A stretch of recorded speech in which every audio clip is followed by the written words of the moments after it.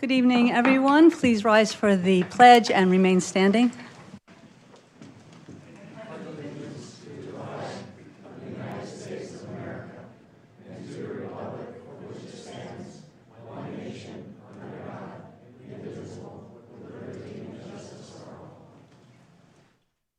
Thank you. Please remain standing for a moment of silence.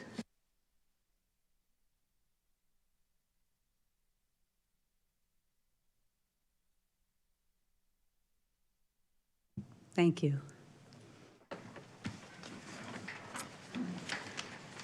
Roll call, please. Mayor Dickey. Here. Vice Mayor Magazine. Here. Councilmember McMahon. Here. Councilmember Charno. Here. Councilmember Friedel. Present. Councilmember Spellich. Present. Councilmember Grzybowski. Present. Thank you so much. Our first item, as always, are reports from our manager, council. Mayor and Council, I have no report at this time. I do want to just make a mention, though. Councilmember Spellich at the previous meeting had asked for staff to follow up on the potential honorary sign. I'd asked the staff to research that, and my understanding is that you both have talked today. And so we're going to proceed with that with the rules that the council previously approved. So you'll be seeing something coming to the council in the future agenda.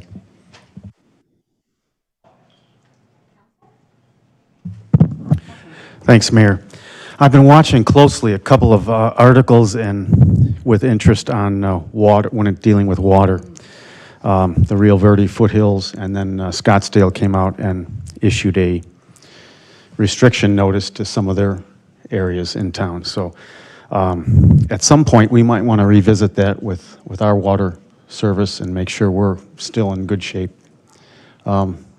Because the Colorado River, they've cut down the allotment to areas, so we'll keep an eye on that, and maybe we can revisit that at some point.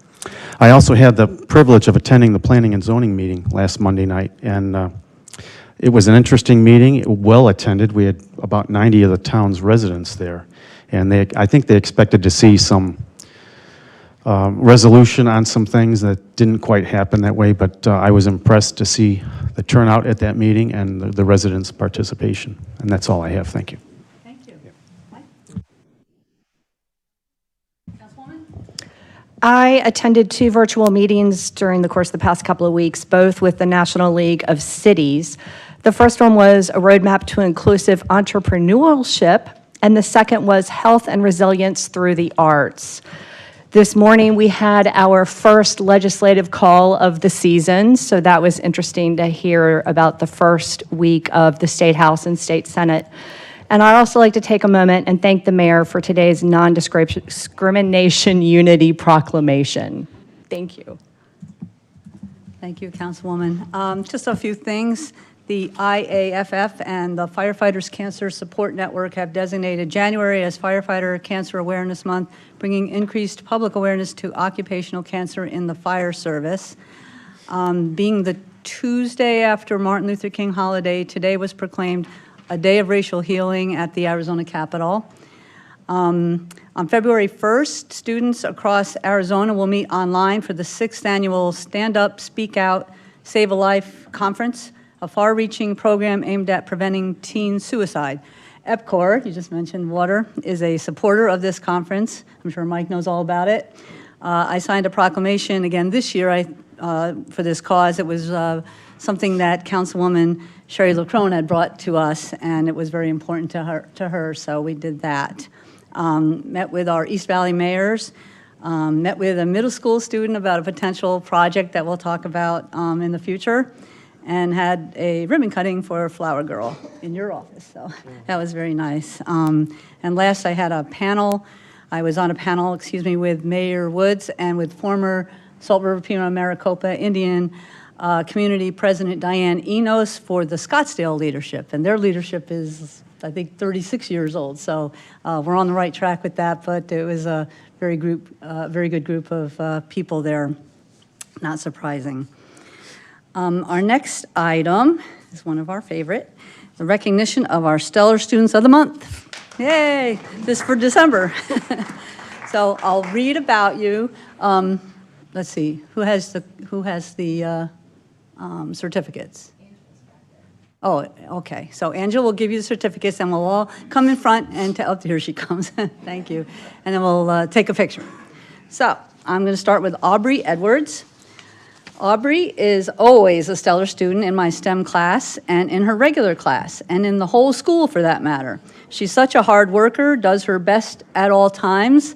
She's an amazing friend, big sister, I see, to others. She's the first one to offer help to a friend or a classmate whenever it's needed. Aubrey is a student that'll volunteer to walk a student to the nurse, and she steps in without being asked when someone needs a partner. Her kindness shows in everything she does. Next is Braxton Spears. Braxton is a perfect example of a stellar student. Not only does he always do his very best on his academic schoolwork, but he's extremely polite and considerate of others. If there's ever a student that needs help with their work, Braxton's there. Student is sitting alone, Braxton is there. If a student is struggling with friends, Braxton is there. In STEM class, he's very capable and excels at whatever we're working on, but what impresses me the most is the way he looks out for others and steps in to help when needed. So that's Braxton. So those were both from McDowell. Next we have Fountain Hills Middle School with Maya Hinton. And this is an exceptional student that is the first one into class every day and ready to start learning. She takes impeccable notes in class and her schoolwork is perfect. She's normally one of the first first students in class that has her work completed. When she is done, she brings a book with her and starts reading. I've noticed that she reads a new book about every week. She's also a very talented artist. So that's Maya. Studying right now. Well, yay, Maya. Next is Kason Pitts. Kason, hi.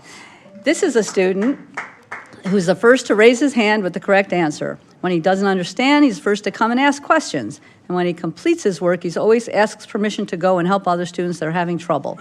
He's a joy to have in class, and his helping others shows that he's an exceptional student. Yay, Kason. And now the high school. Stella Greco. Stella is very helpful and very respectful. She's always willing to help me, the teacher, and other students. Stella is proactive. She's working on improving everything across the board. We love Stella. Hey, Stella. And last is Zach Reek. Zach, hi. Zach. See, he's very polite. Zach is helpful to classmates and new students and is always willing to volunteer.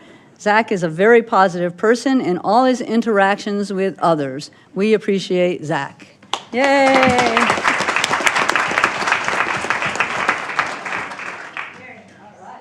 Way to go, guys.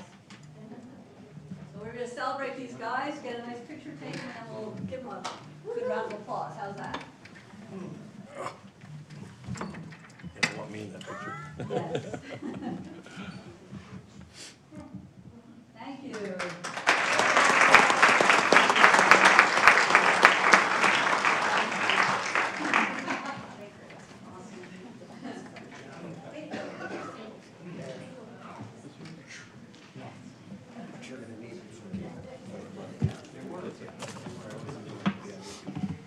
Thank you so much, and we're so happy that your parents and relatives and friends can come with you. Okay.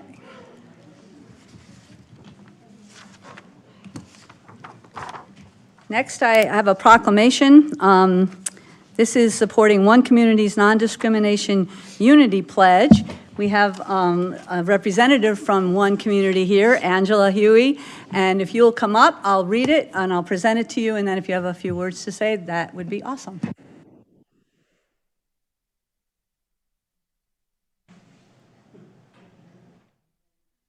Made it out here to Fountain Hills. So here, you hold that. Absolutely. Thank you, and then I'll read it on the big writing. So I can read it. You got it. So whereas civil rights serve as a foundation of our free society and deserve vigilant protection, and whereas in the past few years there have been advancements in the rights of the LGBTQ Americans, but despite this progress, bias and discrimination still exists, and the drive for true equality continues.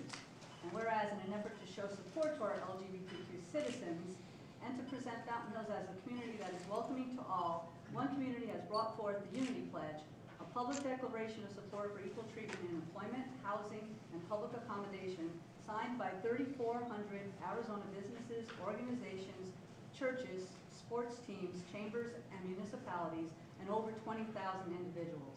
And on August 1st, on 2013, our council unanimously approved this statement of policy, which says, the town provides equally for all applicants and employees and does not discriminate on the basis of race, color, religion, gender, national origin, ancestry, medical status, sexual orientation, age, physical and/or mental disability, medical conditions, or veterans status.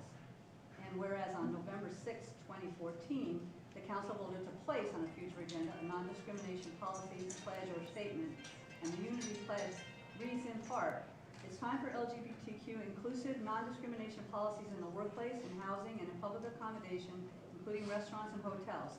We're committed to fostering, cultivating, and preserving a culture of inclusion, fairness, and equality, regardless of age, color, disability, ethnicity, family or marital status, gender identity or expression, language, national origin, physical and mental ability, race, religion, sexual orientation, veteran status, and other characteristics that make us unique. It's time to ensure equality for all Arizona employees, residents, and consumers, and it's the right thing to do, and it's very good for business. So therefore now I, Jenny Dickey, Mayor of the Town of Fountain Hills, sign the One Community Unity Pledge on this 18th day of January 2022 and invite others to join this economic development and civil rights effort. Here, here. Thank you.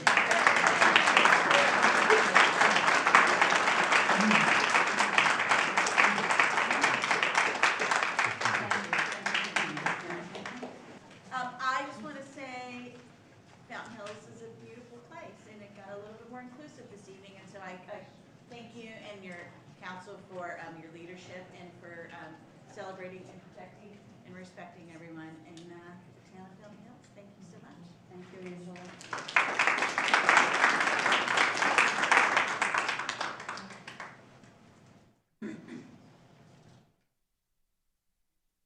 Thank you, everyone.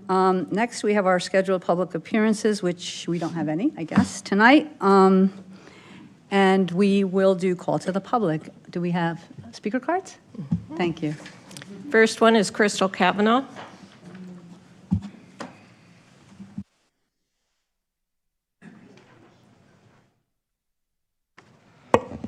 Good evening. With the title of mayor comes responsibility, and the buck stops here with the mayor and our town manager. Why was there not more pressure placed on our development services staff to get the requested ordinances written and presented to the Planning and Zoning Committee last Monday? With all due respect, how much do the effects of allowing more sober homes without further regulation or oversight really matter to some in this very room? Does it matter to Mr. Wesley, who does not live in Fountain Hills? Does it matter to our town attorney to look for new options since he does not live in Fountain Hills? Does it matter to rehab business owners who also do not live in Fountain Hills? Who is fighting hard for the residents here? And they're the ones who are directly impacted by your decisions. There needs to be a much bigger sense of urgency to find a solution to the rising number of these commercial sober living businesses in our residential neighborhoods. Our community is begging you to be looking out for the best interests of the people of Fountain Hills. And part of that is to have ordinances providing local regulations on these sober houses. We are not going to simply accept the usual response that there is nothing that can be done because of ADA protections. And part of that is to have ordinances, writing ordinances that limit occupancy in these homes is logical and benefits both the neighborhood and the recovery clients. Requiring a residential homeowner to reside at the home that is being used for this commercial home business is also logical. Requiring a landlord-tenant relationship between the homeowner and the occupants is logical and provides some accountability and protection for the neighborhood. We can't cower with worry that these rehab recovery businesses will sue us for trying to find logical solutions to this growing problem. It is big business for them, and they are generating big money. This is no philanthropic endeavor. It appears that the cost to participate in recovery programs can be over $20,000 per month per person. People often attend programs for 30, 60, and 90-day periods, and relapses occur frequently. You put 10 people in one house, and over 1 year, that is over $2 million, and that's just for one house. Yes, the rehab owners will not like having some limits placed on their business model, but it protects the residents of Fountain Hills and also the clients. Please be proactive and do your job. These detox and sober house issues were first brought up almost 1 year ago. At that time, there was one house. Now we have at least 6. Oversight has been lax, and some did not even have proper licensing. Eventually, these rehab companies will try to open 24-hour inpatient detox facilities here in Fountain Hills, which will continue to feed the need for even more sober living here. Please do your job for the people of Fountain Hills and push for regulations on these commercial businesses within our residential neighborhoods when this decision comes to the town council. At a minimum, we need an immediate moratorium on approving any more of these until crucial issues are resolved. Thank you so much.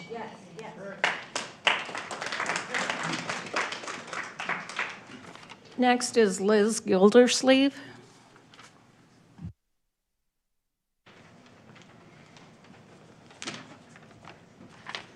Good evening. As we wait for the Planning and Zoning Commission to vote on a much-needed, stronger zoning ordinance for sober homes, I think it's important that the town manager and the mayor look at what can be done administratively to protect the health and safety of our neighborhoods. Under your watch, Mayor Dickey, we've grown from 1 sober home to 6 that we know of. I was stunned to learn that the town's only administrative requirement for a sober home is a $50 business license. That is absurd.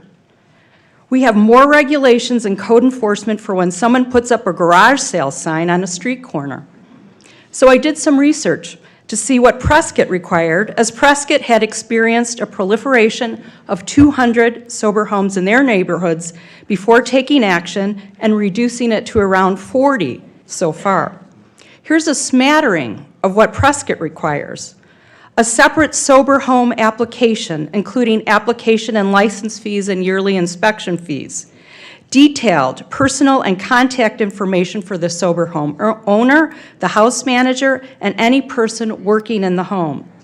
If the owner rents the home, a copy of the lease agreement and floor plans, copies of house rules, security requirements, and rehabilitation plans. A commitment that the residents will only be admitted with drug and alcohol dependents, not sex offenders or prison parolees who could pose a health and safety risk to not only the neighborhood, but to residents in the sober home as well. An agreement that law enforcement and code enforcement can enter the common areas of the home when necessary. You can do that in Prescott. It can be done. They also cap the number of residents per sober home to 4, I believe. Fountain Hills allows 10, or do we? We have no way of verifying. All of this has been shared with Mr. Wesley numerous times. Knowing all that can be done to protect the health and safety of neighborhoods, I wonder if the town could be liable for having done nothing if something tragic, God forbid, happened in a neighborhood. Instead of always focusing on what we can't do, focus on what you can do. Mayor Dickey, act now. Implement an immediate moratorium on sober homes. I'm in agreement with Crystal, the previous speaker, until stronger ordinances and more robust administrative requirements are implemented and enforced. Thank you.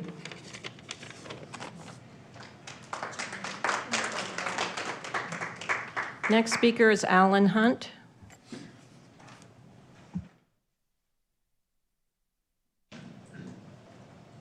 You like my ride, huh? Looks good. I'll put a tag on the back. Okay, ladies and gentlemen, I live at 14648 Fountain Hills Boulevard.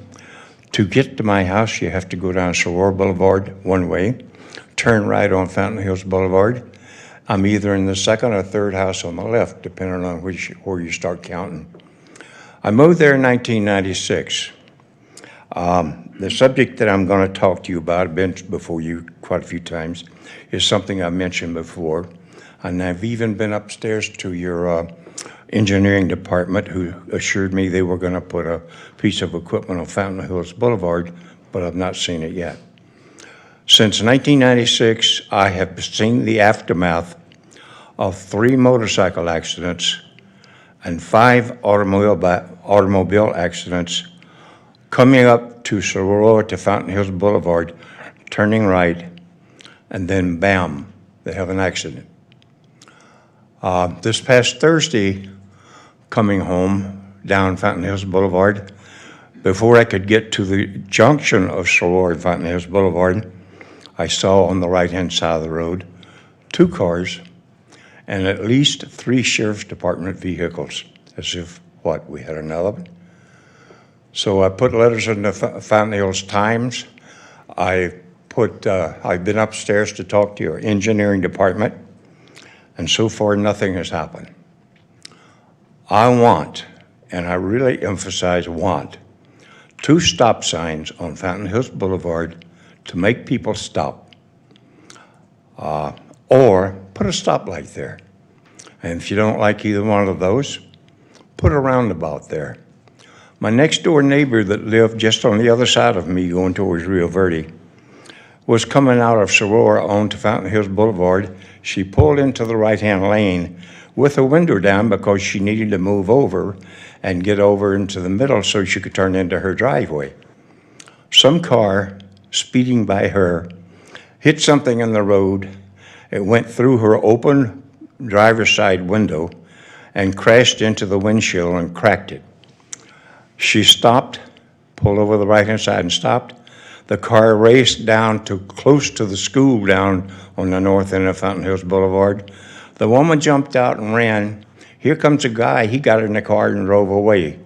Nobody, the Sheriff's Department could not find anyone who would own up to doing that. I understand that you are going to discuss sooner or later, according to what I read, $200,000 to $300,000 to widen out Shea Boulevard.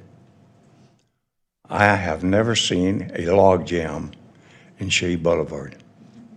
What would it cost for 2 stop signs? What would it cost for a stoplight? I would really request that somehow you make something happen to slow down that traffic. Thank you. Next speaker is Kathy Marks.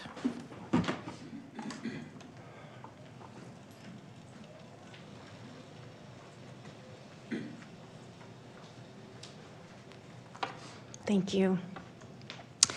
Mayor Dickey and council members, my name is Kathy Marks. My husband and I moved to Fountain Hills in April 2021 as full-time residents. I'm a recently retired safety and security professional with 45 years of insurance and risk management experience with 8 years of military experience in port safety and security. The letter written by Andy Bennett of Recovery Consultants dated January 10th and submitted to John Wesley stated 4 times that these detox facilities are a business. Mr. Bennett stated, detox facilities in Arizona historically occur in commercially zoned properties.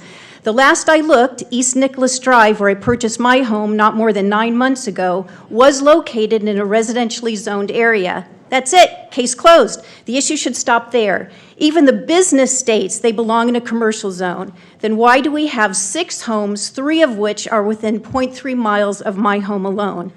8 days ago, John Wesley stated that the detox facility on East Nicholas, 377 feet from me, is unlicensed. As of today, it's still operating. Why?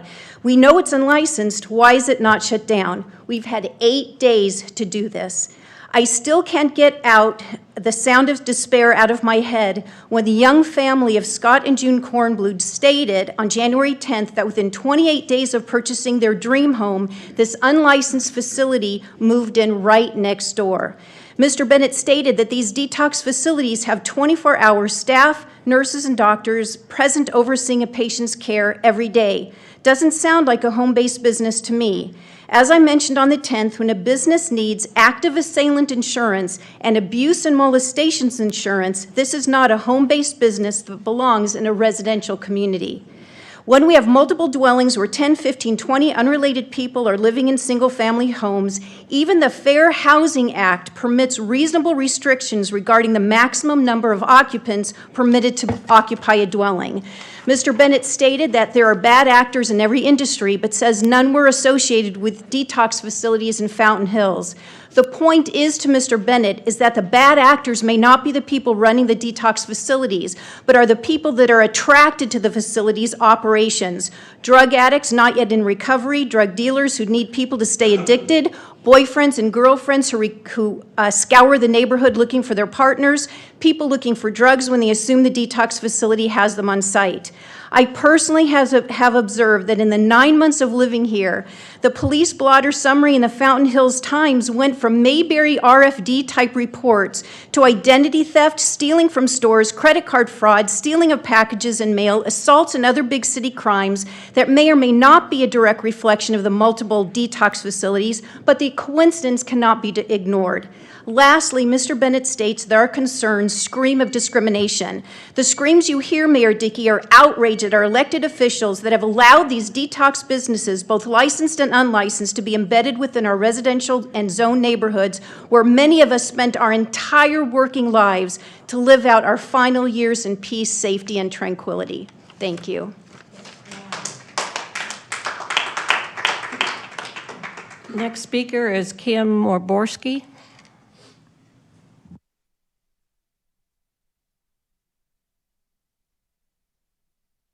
You did better than I did the first time I said it. It's Wolvorsky. I'm here to talk about the proposed community park at Desert Canyon and Sunridge Drives. Our HOA invited town representatives to come to our HOA meeting so we could talk about this proposed park. The overwhelming response and consensus of the members of our HOA was that we don't want a park on that corner. It's currently a green space. Everyone enjoys the green space. A lot of people walk by it. It's lovely. It adds habitat and beauty to our neighborhood. I believe it was Mr. Miller who came, and you said that you heard us, Mr. Miller, but the next thing we got back was a survey on what we would like in our park, not whether or not we would like the park. As far as I've heard from anyone in my community, we would not like the park. I'm sure that there are a lot of communities in Fountain Hills who would love to have a neighborhood park. We would, or at least I would like to see a green space there. We have a lot of flora and fauna that is preserved in that area. It's a beautiful area, and a parking lot is just going to take that away. One of the original proposal was to have a park with a parking lot and no bathroom and no gate. The concern there, of course, is that people will come and use that as a hangout, even in the evening or night. We have a quiet, lovely neighborhood. We'd like it to stay that way. Thank you.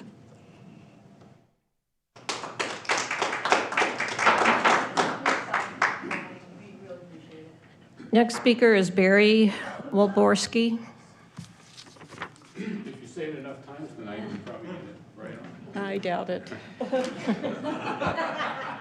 Good evening, everyone. My name is Barry Wolvorsky, and I am on the board of the Sunridge Homeowners Association. I'm the treasurer. There are 788 homes in the HOA, and the overwhelming, and I mean overwhelming, like 99%, do not want this park. We made it really clear to Mr. Miller that we don't want the park. The park, which is a misnomer, it should be the parking lot, because that's the only thing that's going in there is a parking lot and some trees. There's no play facilities for children. It's a parking lot. We don't want it there.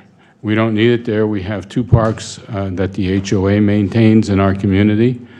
And supposedly this is a community park. So I'm standing here baffled tonight why I'm standing here. The community doesn't want it. Why do we have to stand here and tell you that we don't want it? It's supposed to be a community park. It's certainly not going to be big enough for all of Fountain Hills with 5 or 10 parking places. So if it's for us take that money and spend it somewhere else where people would really appreciate it, and leave us out of the equation.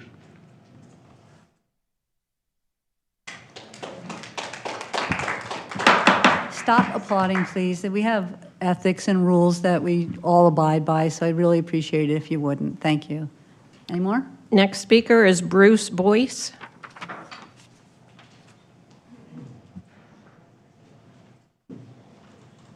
I had to strangle myself removing my mask so you can hear me. I am a 12-year resident in the Sunridge Canyon HOA, and I am the neighborhood representative for the 32 homes that happen to be right next to where the park was supposed to go.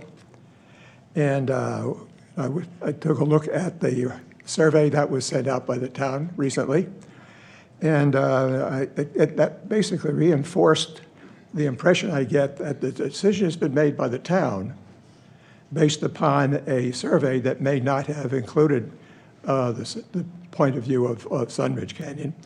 And you know, the survey also indicates that a lot of decisions have been made. When you ask a question, which kind of pavement do you want in the parking lot?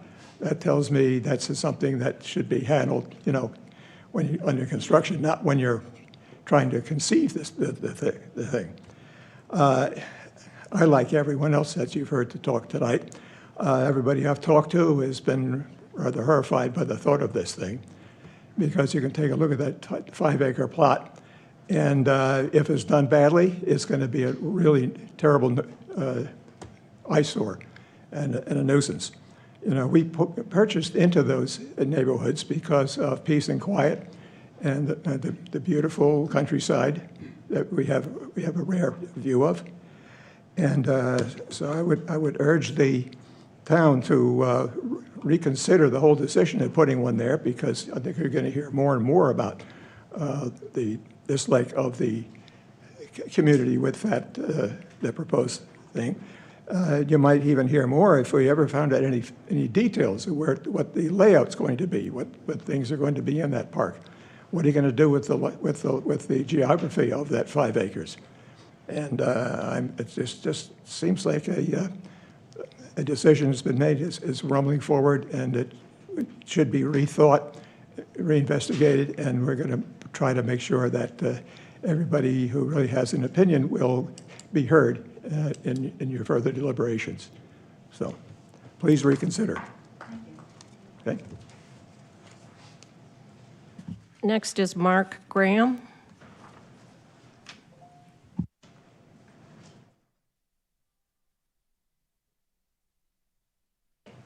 Good evening, Mayor and Council. Thank you for the opportunity to speak this evening. I, like Bruce, just wanted to comment a little bit on this proposed park at Sunridge Canyon and Desert Canyon, or Sunridge Drive and Desert Canyon, sorry.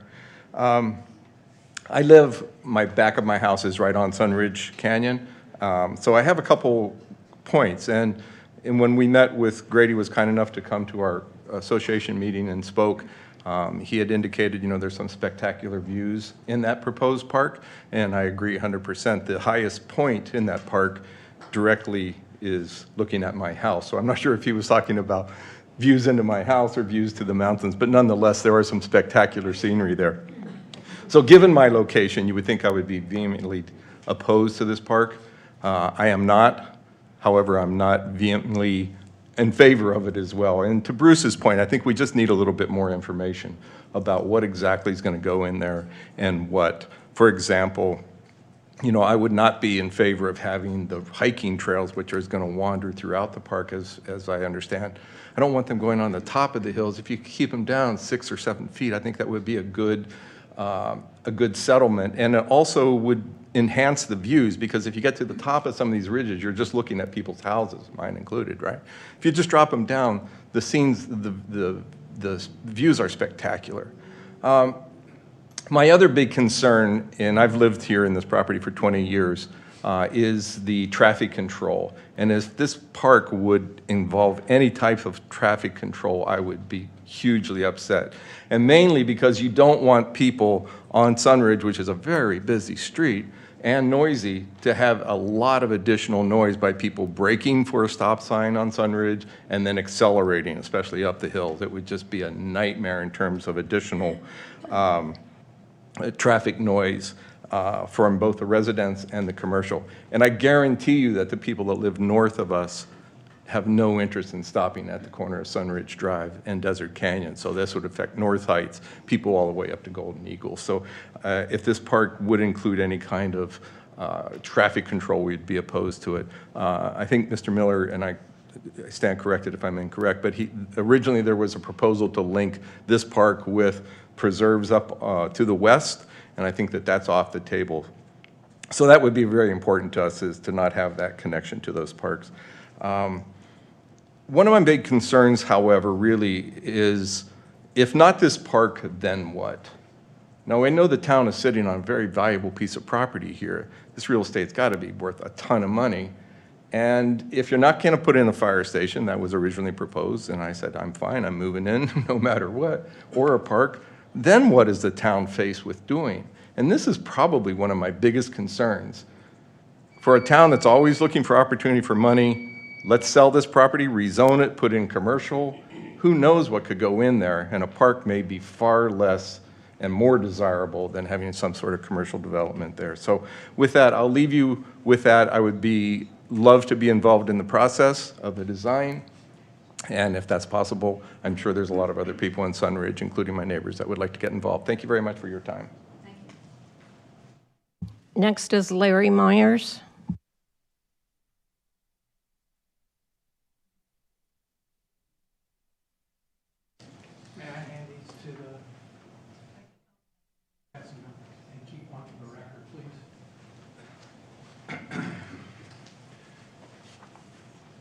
So some of what I was going to say has already been said, so I'm not going to repeat it.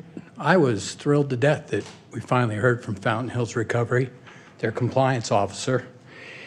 And actually, most of my comments are going to be directed at our town attorney, since he has a differing opinion and absolutely no experience in this matter, as I have. If you go to the last 2 pages of that pamphlet I gave you, you'll see that you can be successful. I feel for the town, because if they are serious about their efforts to overrun the town with detoxification units, it will cost us money. I'm not going to stand here and kid you about that, because I spent the money. But you can be successful. I heard the same things. There's a playbook out there. They run it. The same thing happened in Texas. First, feel sorry for the folks. They're just trying to better their lives. They go into a detoxification hospital, which I understand they would like to have one. That's where they have withdrawal. Violent. After they get out of there, they're in the houses that one of the speakers have already spoken. They're not sober homes. They're the second phase of detoxification, which is why you find the drug paraphernalia in the neighborhoods. There's no guarantee that they're going to be clean, none whatsoever. Some do, some don't. The big money is in the homes. The little money is in the hospital. The hospital is the feeder system to the homes. The second is the word business. It's a business. Forget the goodwill and the altruistic spokespeople. It's a business. It's huge money. Third is the deflection. There's bad actors. Well, we're not a bad actor, but we are operating unlicensed facilities. Not a bad actor. Unlicensed. Next, they always want to dictate the terms to the town. They dictated them to Austin. They dictate them to Fountain Hills. They dictate them to Prescott. And if you don't stand up to them in legal manner, there are legal ways to stand up to them. They cannot dictate the terms. The Americans for Disabilities Act is something they hide behind, and they use it to freeze your feet in cement with fear, because you don't know how to do it. I spent 4 years, I learned how to do it, and those pictures proved that you can be successful, because our properties were overrun. And now the building is bulldozed. I cleaned the neighborhood up, I cleaned square mile up, and it can be achieved here too. But I will say, it is not cheap, and if they're serious, they're coming. Thank you. Last speaker is Ed Stizza.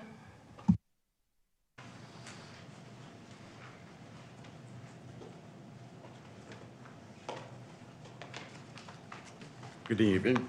Good evening, everyone. Happy New Year to all of you, and hope you had a great holiday. And I've got about 20 items to go over, and I'm not going to be able to do that right now. So I'm going to brushstroke a few of them. And one of them is, I hope you guys are going to start the year off with listening to the public and really listening to what's going on. We all had family and friends here over the holidays in town. And I was pretty amazed to see the things that were pointed out to me, even though I knew they were there. Obviously, we've got some issues going on. So hopefully you guys can focus on listening to the public. And the first thing I was going to brushstroke is you spend a bunch of money on the media system here. Is there not a way to have P&Z on the cameras as far as the meetings? The last meeting should have been broadcast. And I think it would have, if you guys didn't see any of it or talk about any of it, it would have been very enlightening. And there was probably 75 townspeople here, residents, and they all had something to say. So hopefully you're going to seriously look at stopping this whole detox situation, and mainly in the residential areas. It's just appalling that we've went from 1 to 6. So I'm not going to continue to elaborate on that. Everybody's been very articulate on what needs to happen. So the other thing is, so if we can look into putting those meetings on air, there were several people that couldn't attend. Another thing is the crosswalk. Last year, I probably said 50% of what I wanted to say. And the town is it's basically a liability. Just as I was rushing over here, and sorry I don't have all my notes and that, but I seen a young child actually go out with his dad, and he was coming from the Pals Inside, and they had the stoplight on, or the crosswalk light on, and the kid jumped right out into it. He was probably 5 or 6, and he was on a little two-wheel trike, and his dad stopped him. And I'll tell you, somebody's going to get hurt there. We've already had an accident. It's ineffective in its design. It's in the wrong location, and somebody's got to wake up and look at it for real. I mean, this is terrible. On a second note, we were told publicly that those lights would be shrouded. And like I said, I'm not going to get through everything. Those lights have not been shrouded, okay? So, and our dark skies are blown in that area. They are shielded? They are not. They are not. I will show you pictures. I promise you. I promise you that. So, anyway. There's more to be said. Thank you. Thank you so much.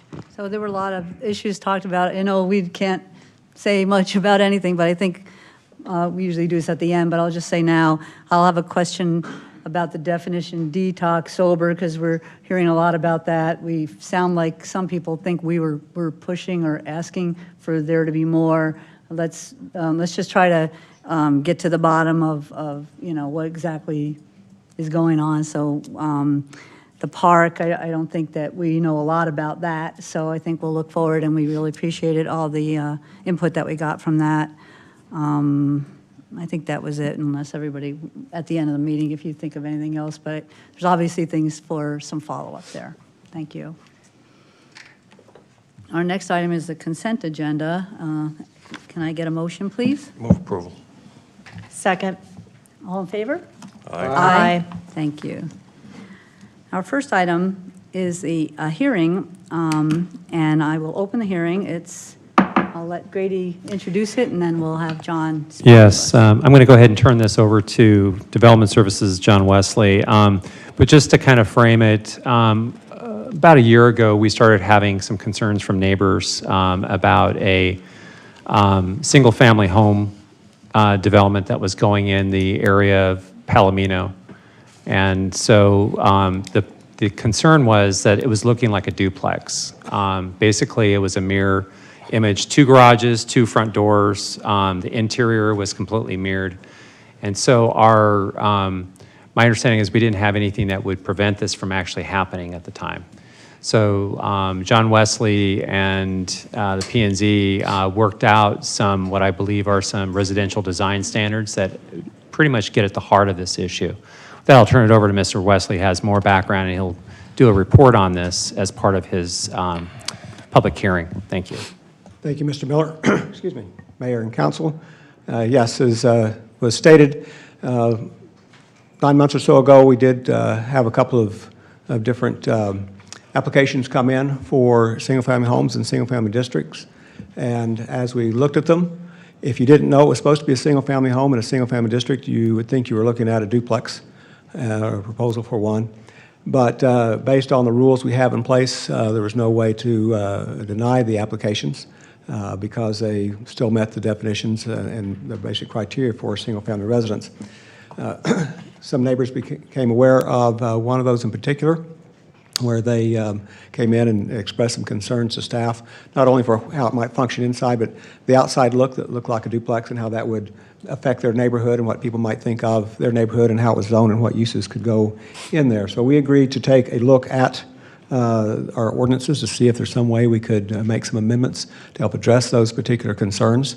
At the same time, we had recently amended our ordinance to allow specifically for more than one kitchen in homes in order to better provide for casitas and the in-law suites within homes, and we didn't want to interfere with that, so we kept that in mind as we looked at some options.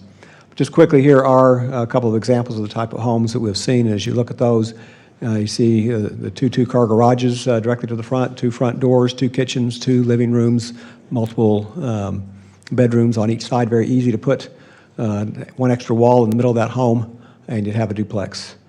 Similar thing with this home.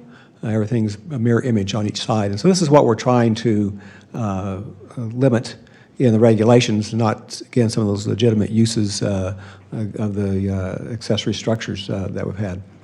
So as we looked at this and talked with the neighbors about options of how to address it, we looked at it in terms of 2 categories. One are exterior design issues, so a home wouldn't look like a duplex unnecessarily, and then some of the things that could happen inside. So the main things from the outside that give it that appearance are the garages. When you have 2 2-car garages and they both face the front street, that starts to tip you off that that looks like something more than a single-family home. And if you have 2 front doors that are also facing that front street, that's what really looks like a duplex. So we have some regulations in there that if you've got those, you've got to hide them so you don't really see them from the front street. And then Excuse me, John, are you trying to show us some slides? Are they not showing up there? I'm No. sorry. Thank you. I'm sorry, I was looking at them here, so I keep pushing the button here, and for some reason it's not popping up. Thank you for letting me look over here. Thank you. Let's see what's. Okay. Well, I've been pushing that button, and I thought, okay, it must be doing it. Then I didn't pay attention up there once I started talking. How many presentations That's all. There's mine.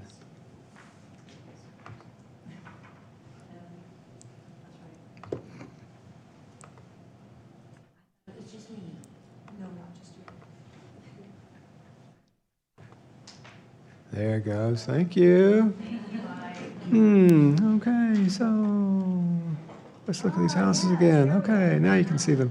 I don't know why it didn't occur to me that I wasn't seeing them out there, because I could see them here. Anyway, so again, these are the homes I mentioned before, so you can look at those images of two two-car garages, two front doors, two kitchens of pretty much equal size, living spaces, and so forth.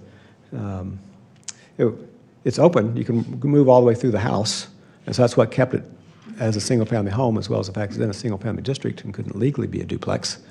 But would make it very easy for it to be turned into a duplex. You live on one side, and with the other side out as the VRBO or that type of thing. So again, similar thing here. This one just has one actual front door, but it could easily be converted to have two front doors, but it has the two garages up front that face the street, and again, give that appearance. So that's what we're trying to deal with. And so the design issues, again, the front door, garages and front doors on the exterior.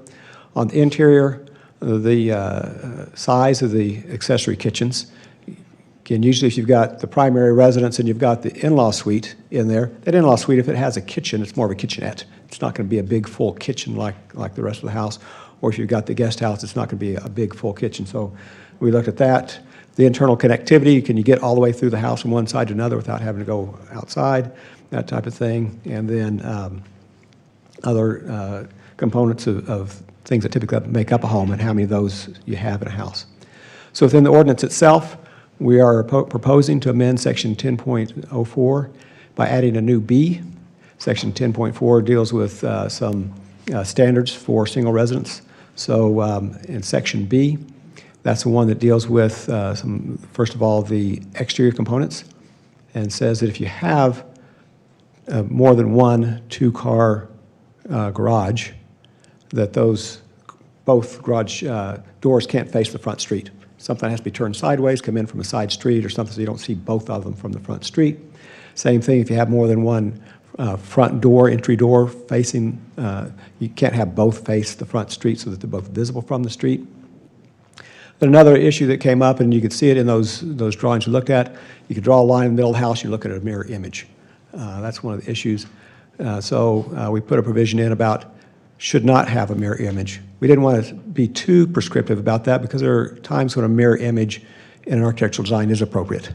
And so we didn't make that a must not, but should not, so we could look at it as it might apply in a given case. Then going on to Section B, moving to the interior, that if you have multiple areas for food preparation, that you needed to designate one as the primary, and that can be as big as you want it to be, then any other food preparation areas cannot be more than 50% the size of that primary. That gives us some means of scale on the secondary. So again, that should easily cover an in-law suite or accessory casita type situation with that size. And then provision requiring the interior accessibility. Can't have to go outside to get to some part of the house. You can't put any firewalls on the middle part of the house to, again, make it very easy to separate it into a duplex situation. Then we also have added another section, Section C, to allow us to just look more directly at the overall composition of the home. This was one of our challenges we had in the two units that we looked at, that if you've got a home designed like some of those others that we saw, where you've got two really pretty distinct living areas, that if, and we listed 8 items that could be in those areas, and if you've got at least 6 of those, we're going to say you're trying to be a duplex and you've got to change something to bring it back into a single-family component. And so things we'd be looking at are the number of bedrooms, 3/4 or larger bathrooms, laundry rooms, kitchen area, separate water heaters, separate access to the front of the property, separate HVAC and thermostats, and electric service subpanels that would be used to align specifically with those distinct areas of the home. So if you have any combination of 6 of those, you're going to have to change something. We're going to say you're not really a single-family home and wouldn't fit in a single-family district. We did, to make sure it was clear, provide for 2 exemptions to those. Again, coming back to the desire to continue to allow for the legitimate casitas, the legitimate guest houses, the legitimate in-law suites. If you meet the criteria for those that are outlined in the code, typically you're no more than 30% of the size of the primary structure, then you're fine. You're not going to worry about the rest of those rules. I know that's a little bit complicated, but hopefully not too much so. I'd be glad to answer any questions that you have. Thank you so much. Look like you're getting ready, so go ahead. Yeah, getting ready. The issues I want to raise may not be solvable. I'll say that right up front. Let's say you have a two-car garage in the front, two-car garage on the side. Let's say you have a door in the front, a door on the side. What is to keep, let's say you buy the house, and a year later you say, you know, I really want to have a duplex. What's to keep you from making all kinds of changes inside? You got a separate entrance, you got a separate garage doors. What's going to stop me from doing that? Mayor, council member, for anybody who wants to do anything legally, the zoning's going to stop them, because if it's zoned single residence, we wouldn't issue a building permit for you to do that. Underscoring legally. Yes. Yeah, underscoring legally. I mean, they can add a water heater, they can change the kitchen, they can do all kinds of things. So, as I said, there may not be any solution to it. Well, if I may, there's also one other part is this property is zoned single family. Mm-hmm. And so to basically have that type of zoning, if somebody wanted to like go ahead and sell the other unit, that's going to show up somehow. And then the other thing is that was something that they would have to basically do a lot split or do something that would trigger us getting involved in that probably legally. I don't know, John, you want to kind of comment on that part? Yes, Mayor, council members, following up with what Mr. Miller has said, legally, and certainly, believe it or not, there are some people that don't follow all the rules out there, and we try to watch out for them and address those as they come up. But for anybody to, as they start doing those individual steps, maybe legally, maybe not, at some point, at least this gives us some additional rules we can start to follow to say, you're getting too close to that line, we can't issue you that building permit because now you're starting to turn it into a duplex rather than a single residence. I note, I think, that planning and zoning took this up twice, is Yes. that right? And they had some recommendations? Yes. Can you indicate what they were? So from what we submitted to them initially, there were a couple of changes that were made. One was, well, this last one here in terms of these exemptions, we clarified them from what went to P&Z based on their discussion, so it made sure it was clear that these were exempt from the requirements. They suggested adding the laundry room into this list of the items, as well as the electric service subpanel comments. We had just 6 before, so we added those 2. They also suggested the addition of the mirror image provision that I discussed earlier. So those were their recommendations for addition to this. So their recommendations are incorporated? Yes, they're already in here. Great, thank you. Yes, Councilwoman? Hi.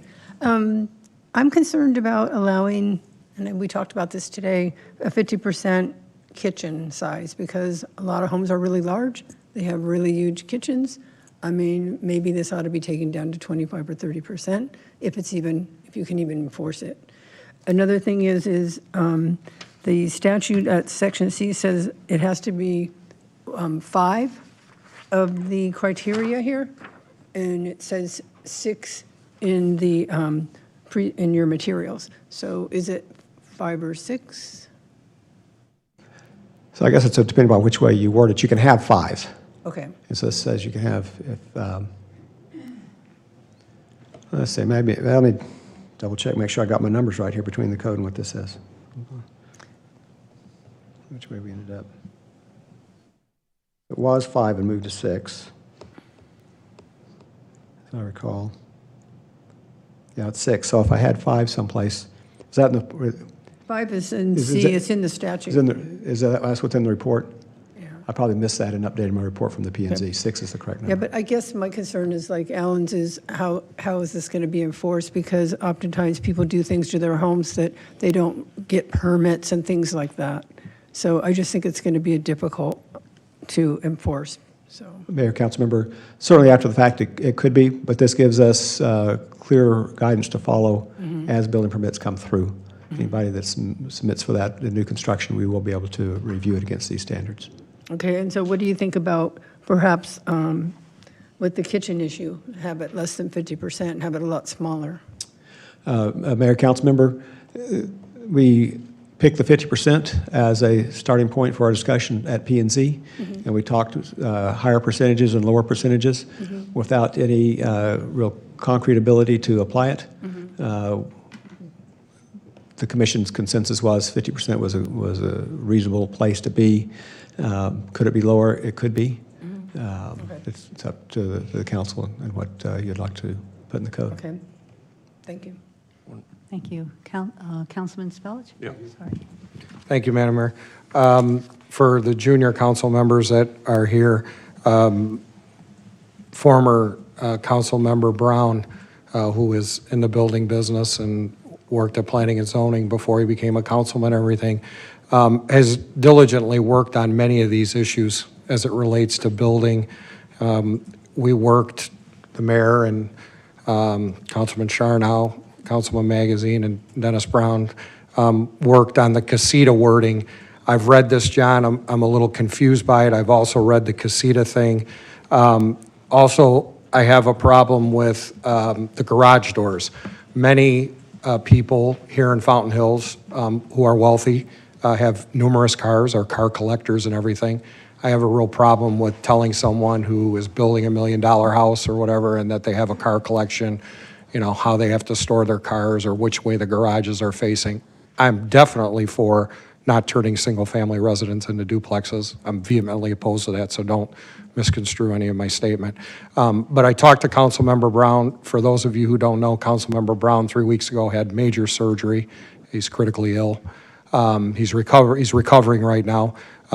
He spoke to me, speaking to Councilmember Brown about construction issues. I might as well be talking to a brain surgeon.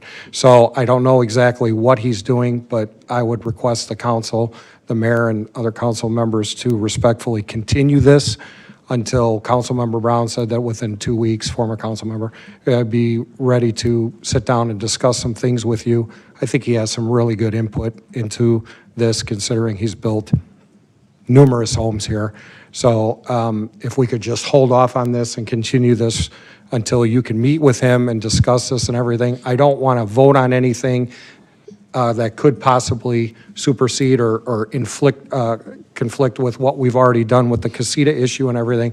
So, I mean, if we're not in a big hurry right now, I think if we could just continue this until you could have a substantive meeting with him, I would appreciate it. Councilman, let me just ask Aaron something. I'd like to hear the public cards. Can we still keep the hearing open and then talk about continuing it? Mayor, you're welcome to take comment from the public, and then if you want to entertain a motion to continue the public hearing to a future meeting, you could do that.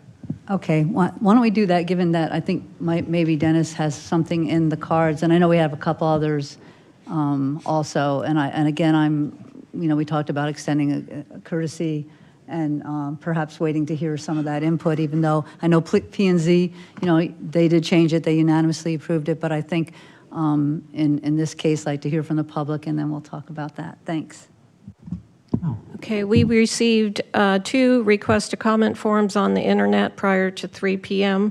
There may be more there, but I need to have time to put things together before our meeting starts. And it's noted on the website. The first one is from Chuck Lavoie. He says, as a general contractor and homeowner in Fountain Hills, I have concerns regarding the potential restrictions being proposed to homes designed for multi-generational families. Requiring a second kitchen to be half the size of the primary kitchen seems arbitrary and makes it difficult to include the necessary appliances for a fully functioning kitchen. Also, completely obscuring a secondary front door from the road is unnecessary. I live in a multi-generational designed home with 2 front-facing exterior doors and with 2 full kitchens, and you would have no idea from the exterior that it's not a typical single-family home. And the other is from Suzanne Brown. The provisions of the amendment are overly restrictive and will have a negative impact if homeowners are not able to take advantage of current and future single-family, multi-generational housing designs, which specifically cater to the area's current demographic and housing needs. Please delay making any final decisions and allow the opportunity to conduct further review and provide input. The Scottsdale Realtors realize the complexity of the situation and respectfully ask that council please take into consideration our request and welcome the opportunity for additional input to achieve a well-thought-out ordinance which fully meets the needs of the community. Thank you, Liz. Does council have any further discussion, comments? Yes, sir. Thank you, Mayor. Yeah, I mean, this almost harkens back to the sign issue because it just doesn't seem like there's going to be a brilliant answer that's going to please everybody. And so, I have no problem continuing this issue and studying it further. We are hearing these concerns about multi-generational, but then I know a lot of this was prompted by neighborhood concerns too. And, obviously some of those homes were, look like they were duplexes. So it'll be interesting to see where this comes out because it just, we can, in the staff report, John, it doesn't seem like a lot of other cities and towns had much of anything like this on their books. So maybe we're, being the front forerunners on this, and we'll see what happens. But we do have to be careful because there are changing housing situations and families and such. So, maybe this is a good compromise, but, it'll be interesting to hear more input. Thanks. This kind of harkens to earlier comments about we need to listen to people because we are obviously not everybody agrees. And so we do the best we can listening to people. And if you would like to make a motion, I don't close the hearing, I guess, because we're continuing it. I don't know if we're ever going to be able to please everybody, and there's going to be, there's only two certainties. We're all going to die, and we're all going to keep paying taxes till we die.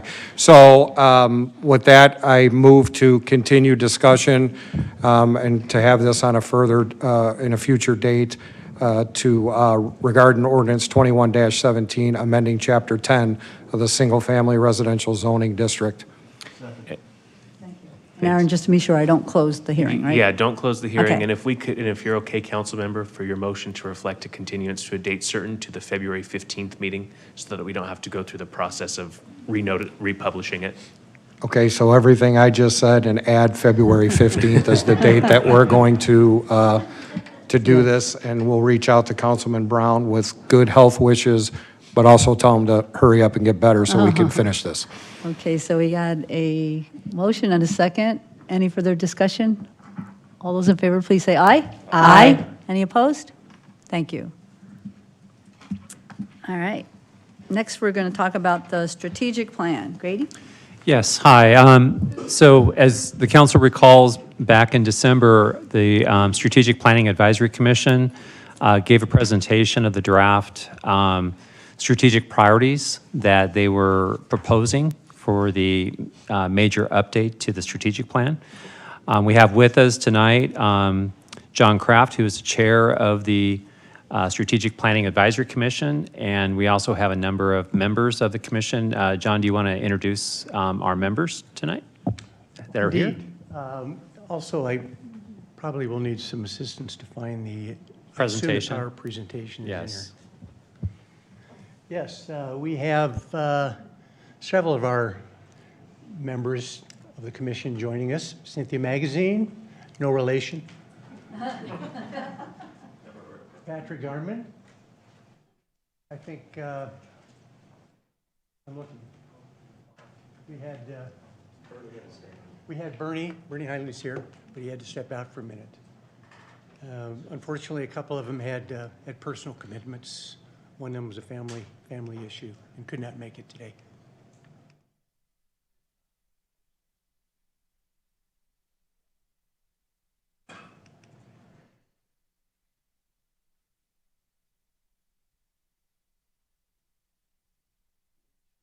Is it in the folder? Should be.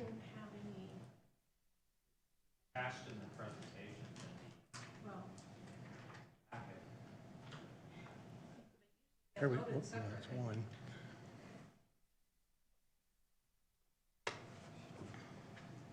I open up the Worst case scenario, we presented this to you a few weeks ago. I didn't put it in there. I didn't. The departments usually put it in, so. Mayor, John, are they the same slides? No. Well, you have the same slides, but you also have the complete draft strategic plan with all of the appropriate comments and information to support a number of the initiatives and tasks that we had proposed. We have that. We have it. So what we could do is, if you've got it, do you have a hard copy? You can just kind of walk us through and just say, next slide, we can just follow along. Indeed, we do. Because we do have it in our packet. Yes. Great. A little old school, but Well, there you are. But it won't, will it pop up? Yeah, it just won't come up as, it'll come up as a PDF versus a PowerPoint.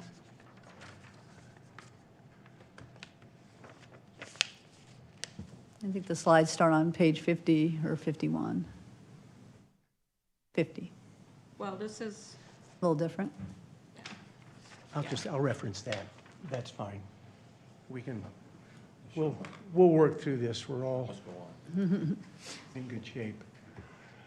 Well, thank you again for joining me in this discussion. Let me back up just a second. The Strategic Planning Advisory Commission has been working to update and present to the mayor and to council a new strategic plan for 2022 that has as part of its basic documentation a 10-year life to it, but with the understanding that very few things are predictable out 10 years. So with what we have put together, we have tried to identify specific priorities that we think would remain intact regardless of the timeline, and then associated both strategies and then resulting tasks to accomplish some of the immediate and near-term needs that we feel the town should be addressing as they move forward. The commission has been working rather, when many of us took this, we realized initially that this probably wasn't going to be one of those commission jobs where you commit an hour or two a month to meetings. It started that way, but when we began this process, we realized that we needed to create a framework to work from. We had a plan in motion, but there were a number of things that we felt needed to move forward in a different direction. So we started with that.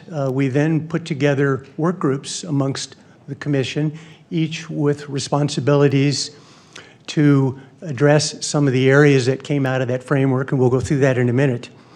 And this took some time. Our approach required a lot of internal vetting and discussion and introspection, as well as, I think for the first time maybe, getting together with both this group, the mayor and council collectively, and a few of you individually, as well as with our town manager and his staff, and then many of the stakeholders in this community to get their feedback on this. And that's reflected, I think, as we move forward. Here we go.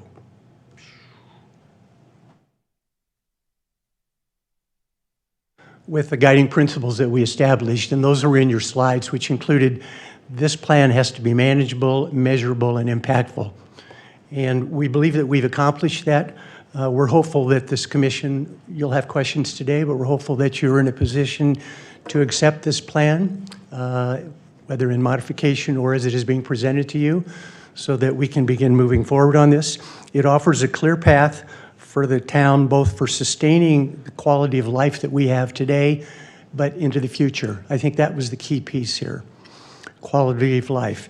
It has a balance of both what I'm calling refinement, which is we do a lot of things that are important to secure and maintain our community and its loveliness and its functionality, but maybe we can do some things a little bit better. So we're talking about refinement balanced with a forward-thinking attitude, which is let's look at what we may have to face in the future. Technology came up in our previous discussion, and I think that will always be one that we have to look at very closely because it's going to drive business and personal lives even more so than it does today.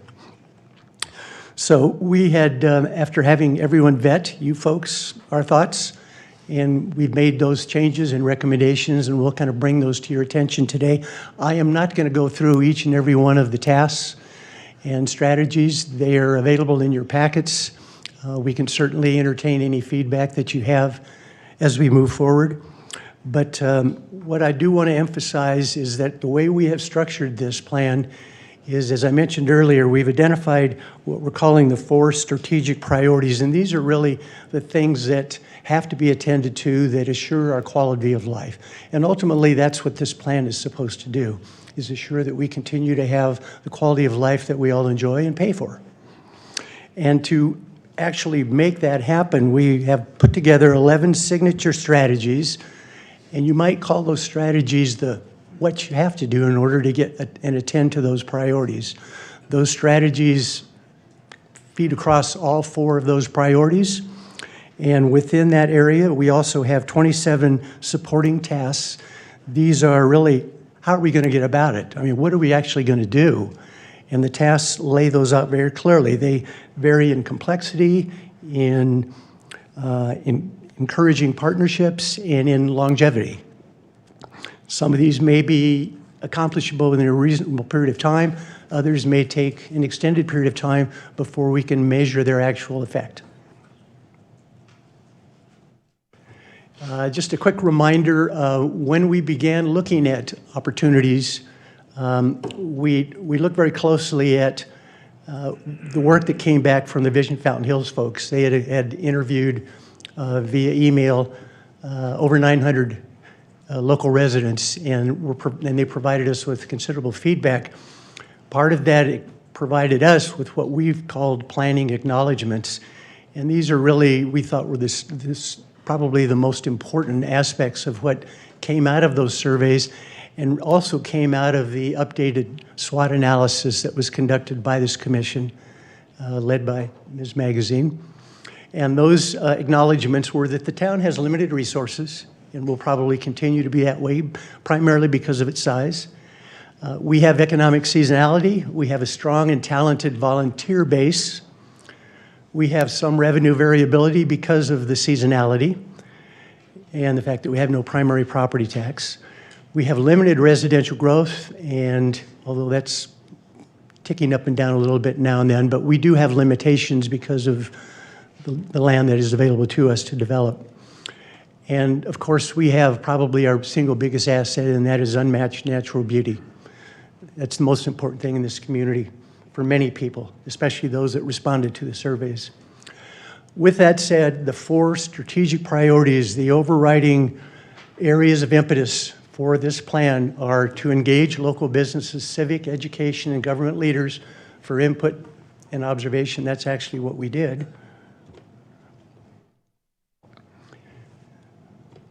Is to target collaborative economic development, promote the long-term financial sustainability of the town, infrastructure, environmental, and social resources, improve public health, well-being, and safety of our town, and maintain current infrastructure while preparing the town for emerging trends that increase public safety and quality of life. The keynote themes that drive everything that we did around those 4 priorities were that we are seeking and believe that it's necessary in order to continue to thrive and sustain, that we look for collaborative partnering opportunities with stakeholders, businesses, and other members in this community, that we, this is interesting, that we jack up a bit our level of transparency and ownership for what we, the town council, and what the town is responsible for and what citizens are responsible for, and that we continue to honor and maintain our stewardship of the local environment. So several of the items that came up in our presentation back in December that you all brought up that we have listened to and have made modifications in. One had to do with, under collaborative economic development, was having regular, and we had suggested 2 annual meetings with the other major stakeholders in this community, the Chamber of Commerce, the Yavapai Nation, and to have regular meetings to talk about business purpose, opportunities, and issues that we face together. It was felt that, yes, we do need to do that, but do we need to set a number? It could be more reflective of when there's an opportunity, let's get it together, but let's not operate in a void where the other people aren't sure what we're doing. So we have made that change in the document. Another item that was Of concern to some of you was the use of the term outsourcing town services. And that was not our intent, was to imply that we needed to move forward in that area. What we're really suggesting, and have rewritten the plan to acknowledge that on an ongoing basis, we need to continue to evaluate the effectiveness and cost worthiness of the services that we do provide in this town. And I know that we do, in some cases, do provide some outsourcing, which is by necessity. So that change has been made as well. And the other major issue was the use of the term biennial budgeting. And rather than look at that as biennial budgeting, to talk about putting together an actual plan, recommending whether or not to do it, is we have suggested that the town manager and his team do a pro and con evaluation of biennial budgeting as it compares to what we do. And just so that we understand that we're in process of doing what's most appropriate and most effective for our community. So those changes have been made to the plan, which you have received in your packets. In addition to the plan itself with a lot of detail around each one of these strategic priorities, we have also included what we're calling a communication and monitoring plan, because historically we have presented, we being the SPAC Council, a plan for the council to entertain and approve, and then the SPAC Commission basically sat back and did basically nothing for the next year or two. We think that the commission can play a role in terms of communicating between council, its members, and the community with regard to this plan and how it is working and what it's doing for the improvement of the community. And we also have suggested that in terms of being transparent, that we actually post regularly on the website information showing our progress and what we're doing and how we're accomplishing it. So those have been outlined in a plan which is also included in your documents.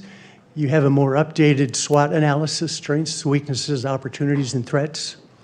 And you have, for the sake of ease reading and easy reference, you have a what we call a summary chart, which is a one-page overview that shows all of the strategies and all of the tasks that represent each and every one of those. And with that said, I'll close up here and leave it open for questions or comments from any of you with regard to the materials that were presented in your packets. Any questions, comments? I'm sorry? Are we voting on this tonight? Or? We don't have to. I mean, that'll be part of the discussion. So, Mike? Yeah, thank you, John. I was just looking under the health, well-being, safety issue.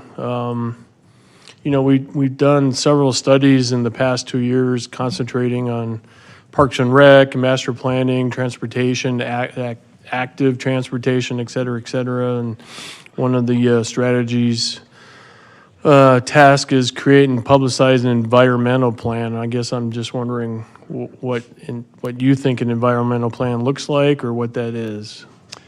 Good question, Councilman Charno. Actually, the current plan that is in play actually has that same task listed and unfortunately was not attended to create an environmental plan. If we acknowledge as a community that our environment and our surroundings are an essential asset, it's important that we take good care of it. And an environmental plan, if done appropriately, and I can tell you I've met with John Wesley, he and his team have already begun to take a look at and done some evaluation of other environmental plans that communities have developed. It should be fairly comprehensive as far as acknowledging both primarily the environmental services, water, I mean, right on down the line, and to some extent, those items are already being attended to by this community and will continue to be so. The point is that anything that we do moving forward from our own planning and development standpoints would have a template, would have a basic plan that addresses the environmental issues or opportunities that we have to make sure that they're addressed in any planning that we do with regard to infrastructure, with regard to growth and development, with connecting bikes and pathways to parks and to communities, all of those things. Okay, the only other thing, I guess, is just more of a comment than anything. One of the issues, town established a permanent role for an experienced grant researcher and writer. I mean, I guess that's a budgetary decision that'll come up each year as we look at the budget. I mean, I'm not necessarily opposed to it, but, you know, creating a permanent role like that, that's a big leap, I think. And, you know, maybe there's other options along that route, but just my 2 cents on that. We, just a quick response to that. I think we worded that to the extent that what we're looking for, it could conceivably be somebody who is already in play that's been doing that ad hoc for this community. But to look at it as a permanent role or function, it does not necessarily have to be a full-time, but we felt that it was critical that the town spends more time and effort to look for opportunities for grants and other sources of income. And there are many more out there. And right now, my sense is that oftentimes it's more of a reactive function than it is a proactive function. I think Councilman Spielich would agree with me on that. Would you not, sir? Absolutely. Just a couple of comments. There are a lot of volunteers in this town that have grant writing experiences as well, so it doesn't necessarily have to be a full-time paid position, but there's a lot of brain power in this town. And I know people have stepped up in the past and offered that to the town, so we should explore that. But I was really glad to see and hear that you have something about holding public meetings twice a year, separate from council meetings, to talk about the financial health of this town. I think it's really important, given the fact that we're sustaining ourselves a little bit on COVID money right now. But people need to know what's up with the finances of this town. And hopefully, it's part of our transparent process to let people know that. So glad to see that in there. Thank you. Just real quick, we do have one meeting a year already that is not a regular meeting that has to do with finances. And just to bear repeating, we are not using COVID money to sustain anything. It's just one, but I know what you're saying. It gave us a break on the roads, but we wouldn't be using it for anything that we have to continue. So, yes. Councilman, or Vice Mayor. John, you mentioned a few minutes ago that there was an environmental plan recommended in the previous plan, I think you said, that hadn't been followed through. Raises a question in my mind. Did the commission have an opportunity, and this would have been a lot of work, to look at the previous plan and try to track to see what had been accomplished and what hadn't been accomplished, and what you might wanted to carry over to this one? To my knowledge, I met with the previous environmental manager, Ray Reese. Excuse me, I'm not talking about the environment. I'm talking about the whole plan, the previous 5-year plan. Oh, the previous plan? Yeah, I'm sorry. Oh, yes. I'm not being clear. The question is, did the commission look at the previous 5-year plan to see what had been accomplished or not accomplished and followed through in the new plan? Good question. Yes, we did. In fact, you should have a document as a separate document. It was in a PDF and we couldn't consign it with the rest of it, but you should have in your materials a final summary of what was completed, and for those items that were either incomplete or were not attended to, an explanation as to why. And so that information was part of what we looked at as we were moving forward. Yeah, and if I can just add too, just for some clarity on the environmental plan. So that was probably an error on my part, because the previous plan had an item in there and I was thinking it was more the regulatory side of things. And so we were working on the ADEQ and EPA as it related to water, sewer, all the things that you do related to the environment and all the regulatory areas. And then the commissioners made it very clear that that was actually, they were looking at a true separate document that governed the town from an environmental perspective.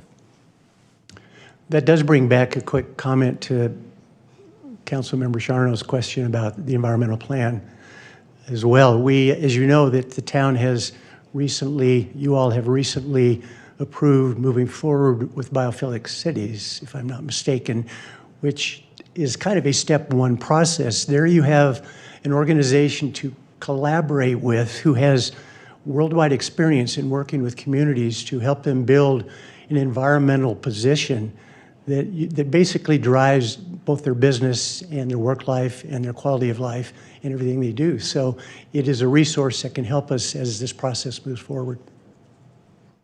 And since you mentioned Raymond, and I mean, we're talking years ago, but when we first started talking about this, we were still printing out our agendas. We weren't double-siding. We didn't have curbside recycling. We didn't have our Green Fridays. Right. We are using recycled water at all our parks. We have cactus preservation laws on the books. We have grass and the kind of things that you can't use when you're redoing your house, and what trees you can't use. So it wasn't like, okay, here's this big plan, but one by one, we've been doing quite a few things as we could. We tried to do some solar stuff, and then those incentives went away from the powers that be, so that we weren't unable. But I think he took that role very seriously, and we made quite a few differences around town, and now I think that we would welcome hearing more about, what we can do, and even to the point of we don't even know right now what cities can do. You talked about water, what are the things that would be feasible for a town of our size, and just some of the things that we have going. Well, the implication for putting that in there was by no way accusing the town that we weren't doing anything, because clearly we have been. This is really an attempt to get something documented and we're looking at, in terms of business development, economic development, bringing in cleaner industries, cleaner businesses, and you'd be surprised now with organizations looking to relocate. These are the kinds of assets or materials that they're looking for in a prospective community to relocate to.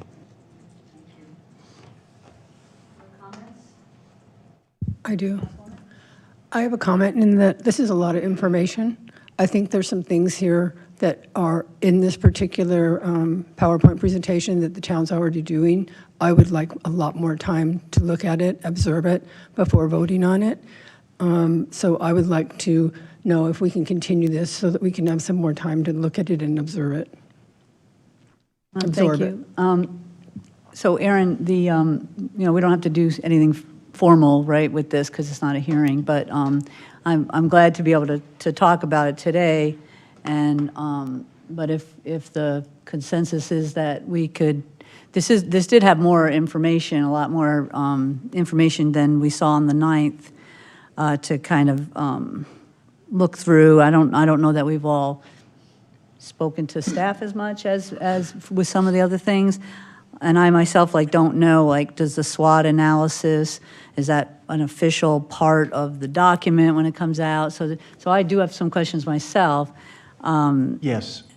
It is. See, so and that gets to, again, the there are a couple things listed here as weaknesses that some people might think are strengths, landlocked, population growth is therefore limited.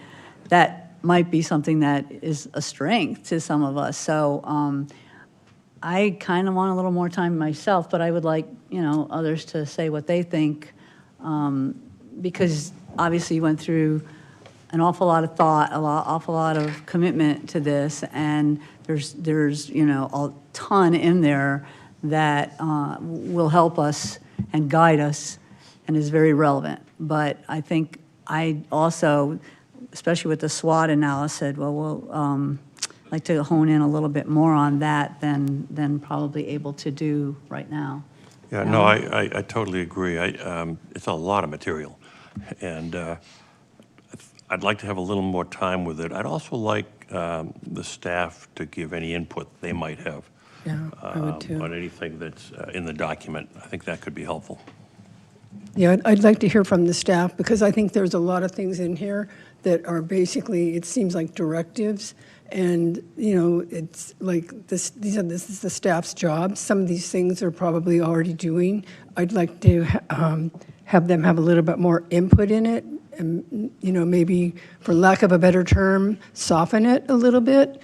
Because to me, when I first read it, I'll be honest with you, it came more of a directive versus like a strategic plan or a general type of plan. So I would just appreciate more time to absorb it, understand it, have more constructive input about it as a council member than just having seen it. Okay?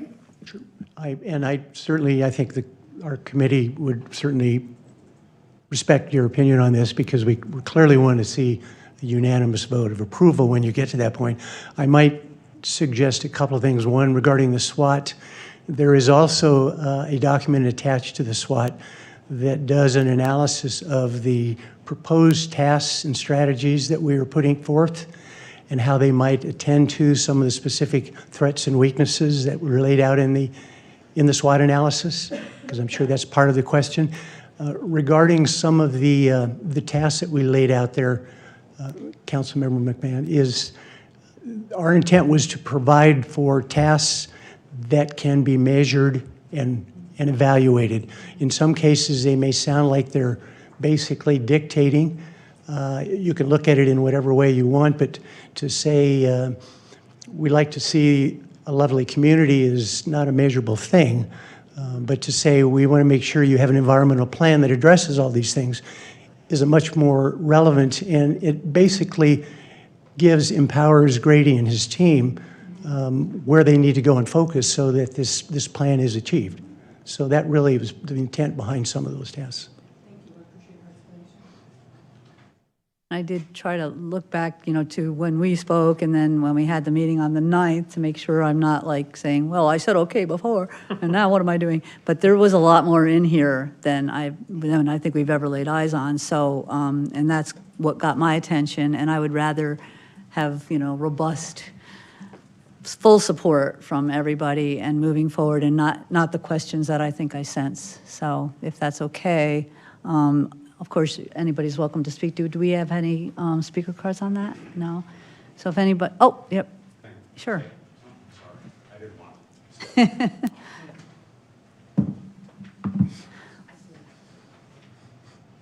So why don't we hear from you, Ed, and then, but I sense we're not going to vote on this probably tonight. So Ed, would you like to step up? Sure. Thanks. Do you want to stay there or I can? Either, no. No, go to the mic, please. That'd be great. Hi again, guys. Excuse me. Oh, sorry. And then John will wrap up. Thanks. So I was just curious. So this sounds like a lot of people haven't stayed for tonight, but this seems very important, obviously, and seems to hit a lot of the subjects that people are either complaining about or have questions about. And one of them is that detailed packet available online? It is. Okay, so that's something we can all look at. Okay, so once I go through that, then I'll have a better idea. But anyway, are the parks, something came up last year, the 50% of park capacity that we need.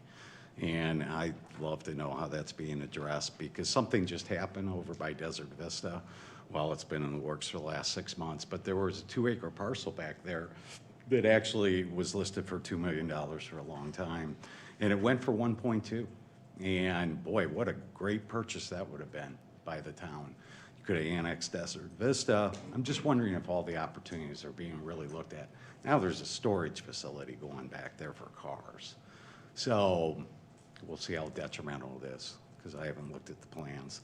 But the missed opportunities, there's no land left. I mean, it's very little. So it certainly would, I was wondering if it's in that plan, so.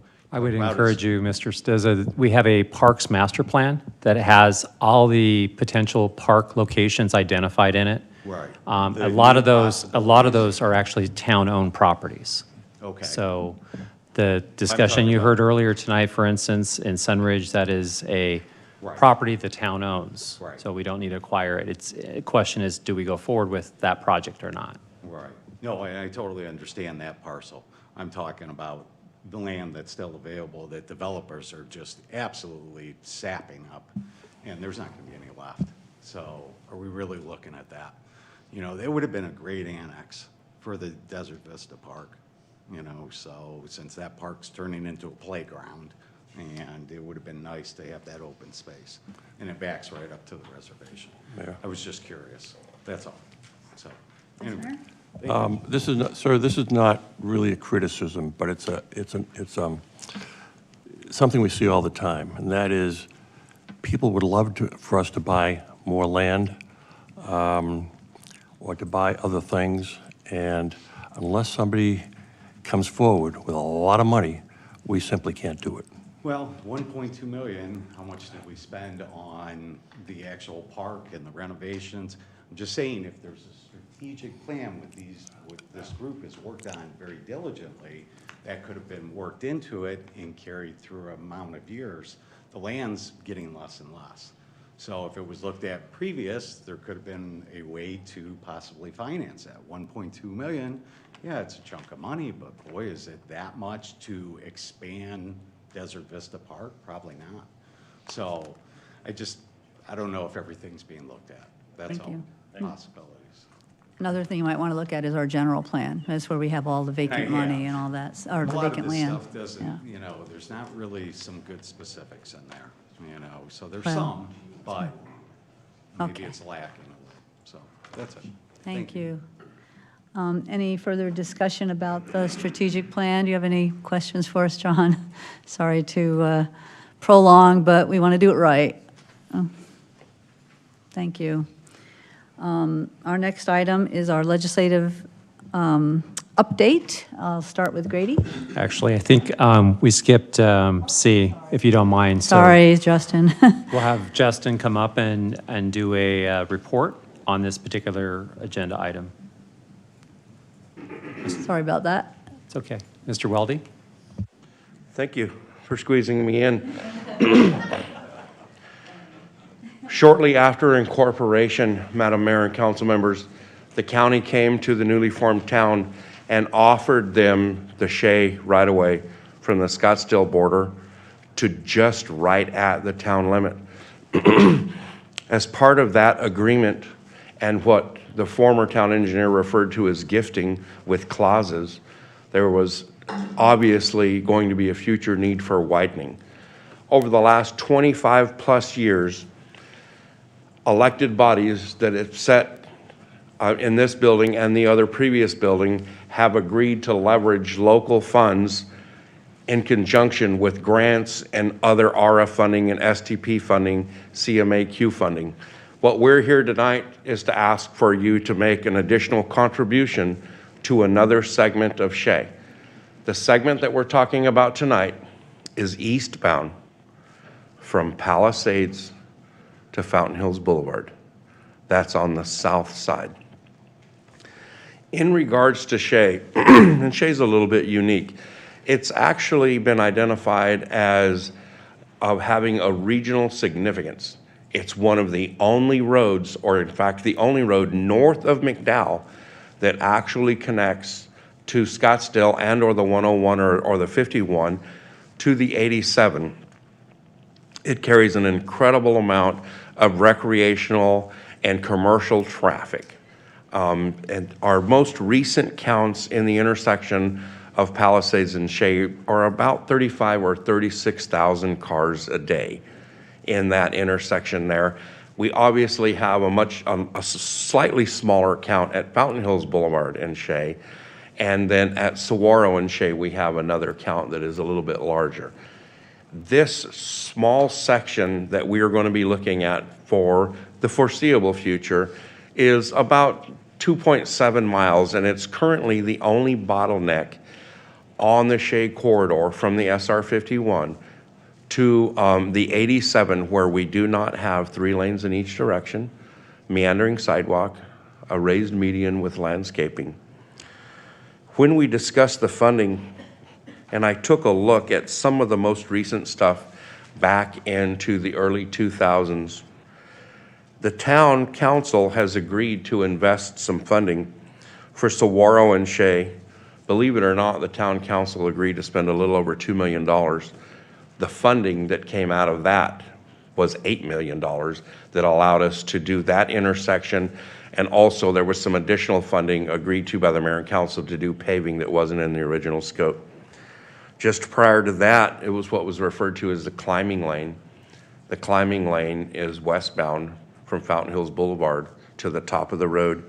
That project there was about $2.4 million. The town's contribution to that was $119,000. So what we're here tonight to ask for, Mr. Miller, myself, and the town engineer, David Janover, is additional funding to pay for the design of another segment to keep moving forward with a commitment that was made to widen Shea based on traffic projections, excuse me, from the Maricopa Association of Governments. One of the questions that we've certainly received and we've done an incredible amount of work on is in regards to MAG and their traffic counts. MAG makes a projection. Those projections go typically about 20 to 25 years in the future. I'm going to give you a couple of comparisons. The projection from MAG for 1998 at Shea and Palisades was 24,000. Our actual count that we did in 97 was 30,000. So their projection was relatively close. The next one we'll look at is their projection. Again, Shea at Palisades was 27,000, and our actual count was 34,000. So they were a little bit under there.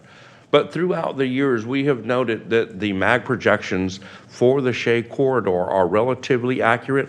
There was a downturn in 2007, 8, and 9 where traffic counts were obviously lower, but at this point in time, they've returned to at least very close to the projections that they had made.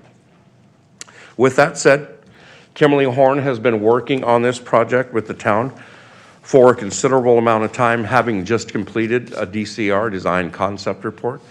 We shared that with the council early last fiscal year, and it included some information in regards to what would be coming forth in the future. Shuffling my paperwork here.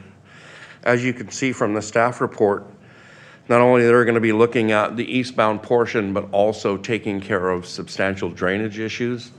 And they're also going to be filing a report in regards to the drainage on the south side of Shea that directly affects the Fire Rock parcels in there as a result of these improvements. So it's not just a roadway widening, it also includes substantial drainage. Excuse me. With that, if you have any questions that I'm able to answer, I will certainly do so. The town engineer is also here if you have any questions for him. Questions from council? Do we have any speaker cards? No? If I may, I think, Justin, you might have touched upon this, but the beauty of this is that this is a Prop 400, so 70% of this is getting paid for by sales tax that people pay throughout the entire county, and we're benefiting from this. Thank you for that. That is correct. Thank you. Vice Mayor? Before I make a motion, I want to make sure I understand.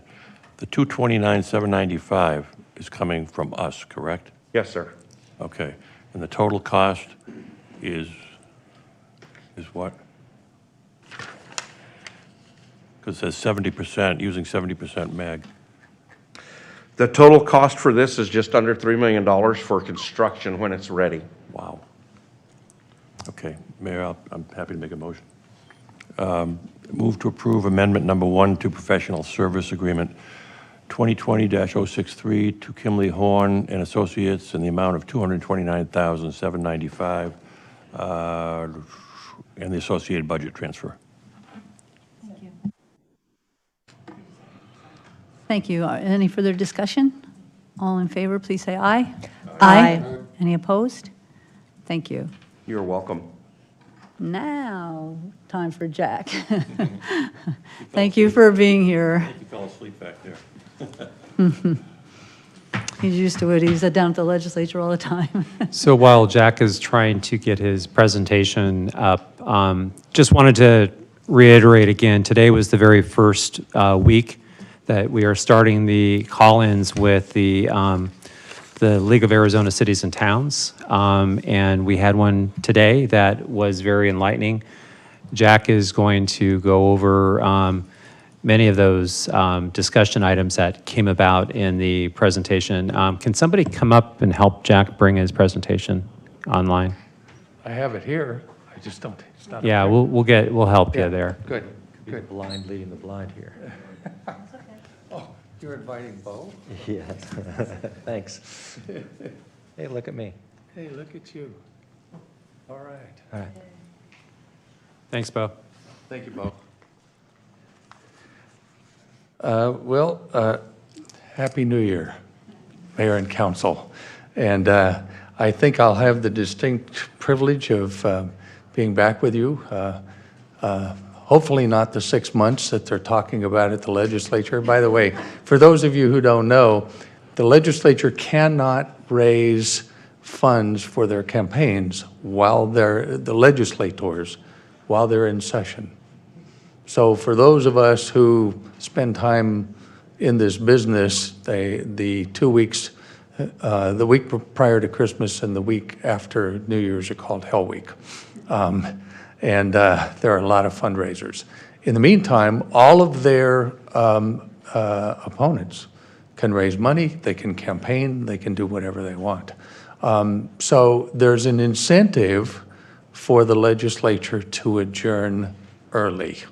On the other hand, with the slim margins that they have, 31-29 in the House and 17-13 in the Senate, there's a chance that they won't make it until June 30th.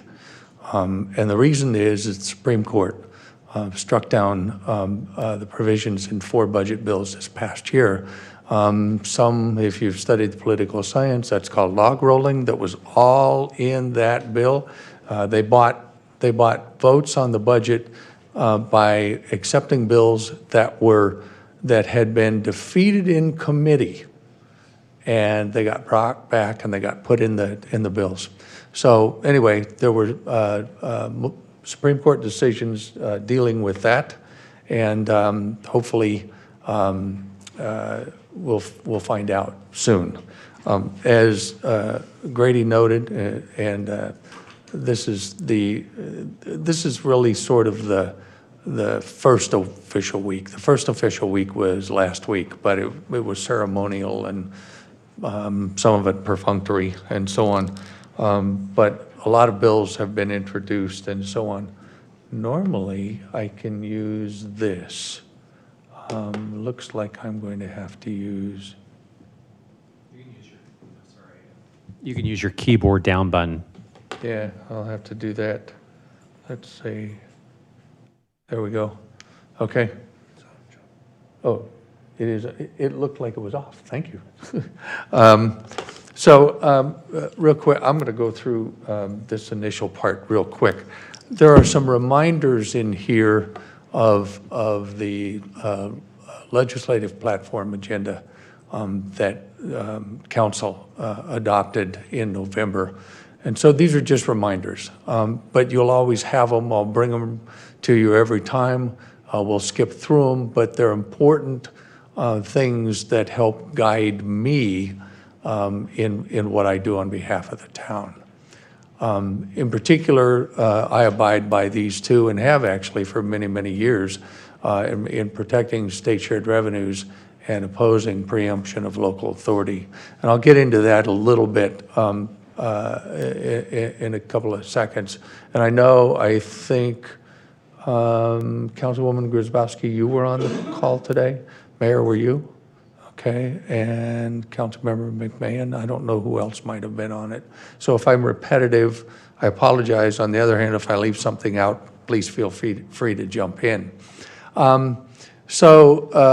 These 4 items, again, as a reminder, were endorsed by the league as 4 issues that they wanted to resolve.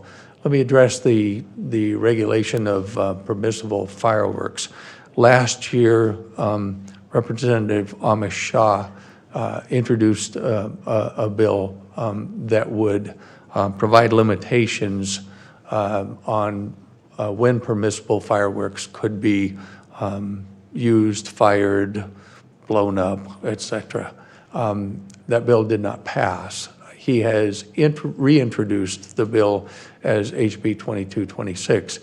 Prior to the introduction of bills, I actually sent him an amendment that I think would be beneficiary to all municipalities for firework enforcement, and that is to establish Class 1, 2, and 3 misdemeanors for violations and minimum fines. It gives law enforcement a reason to show up, frankly, because they know that they could issue citations. That amendment did not make it into the introduced version, but I'm going to be speaking with Representative Shaw to see how amenable he is to adding it. I won't let us forget these two things. Supporting the extension of the half-cent sales tax. I am part of a group of people like myself who will be working diligently to move forward with the passage of the Prop 400 extension.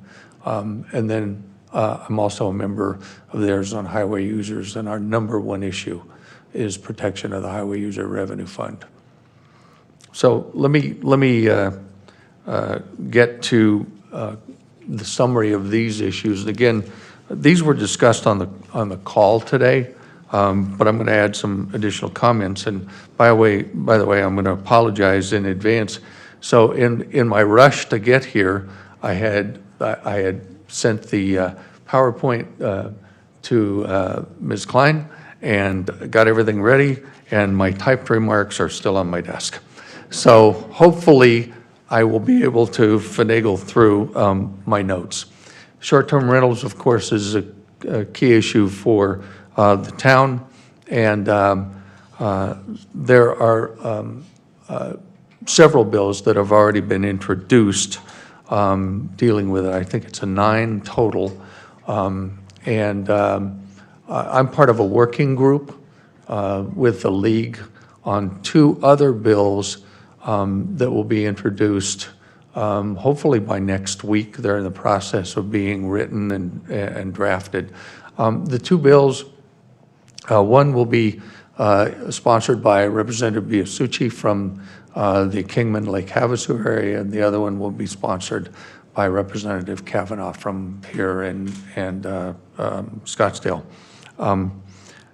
Let's focus on those 2, because even though the Representative Blackman and Senator Rogers have introduced bills to completely repeal short-term rentals and protect our preemptions and so on, I don't believe they'll pass.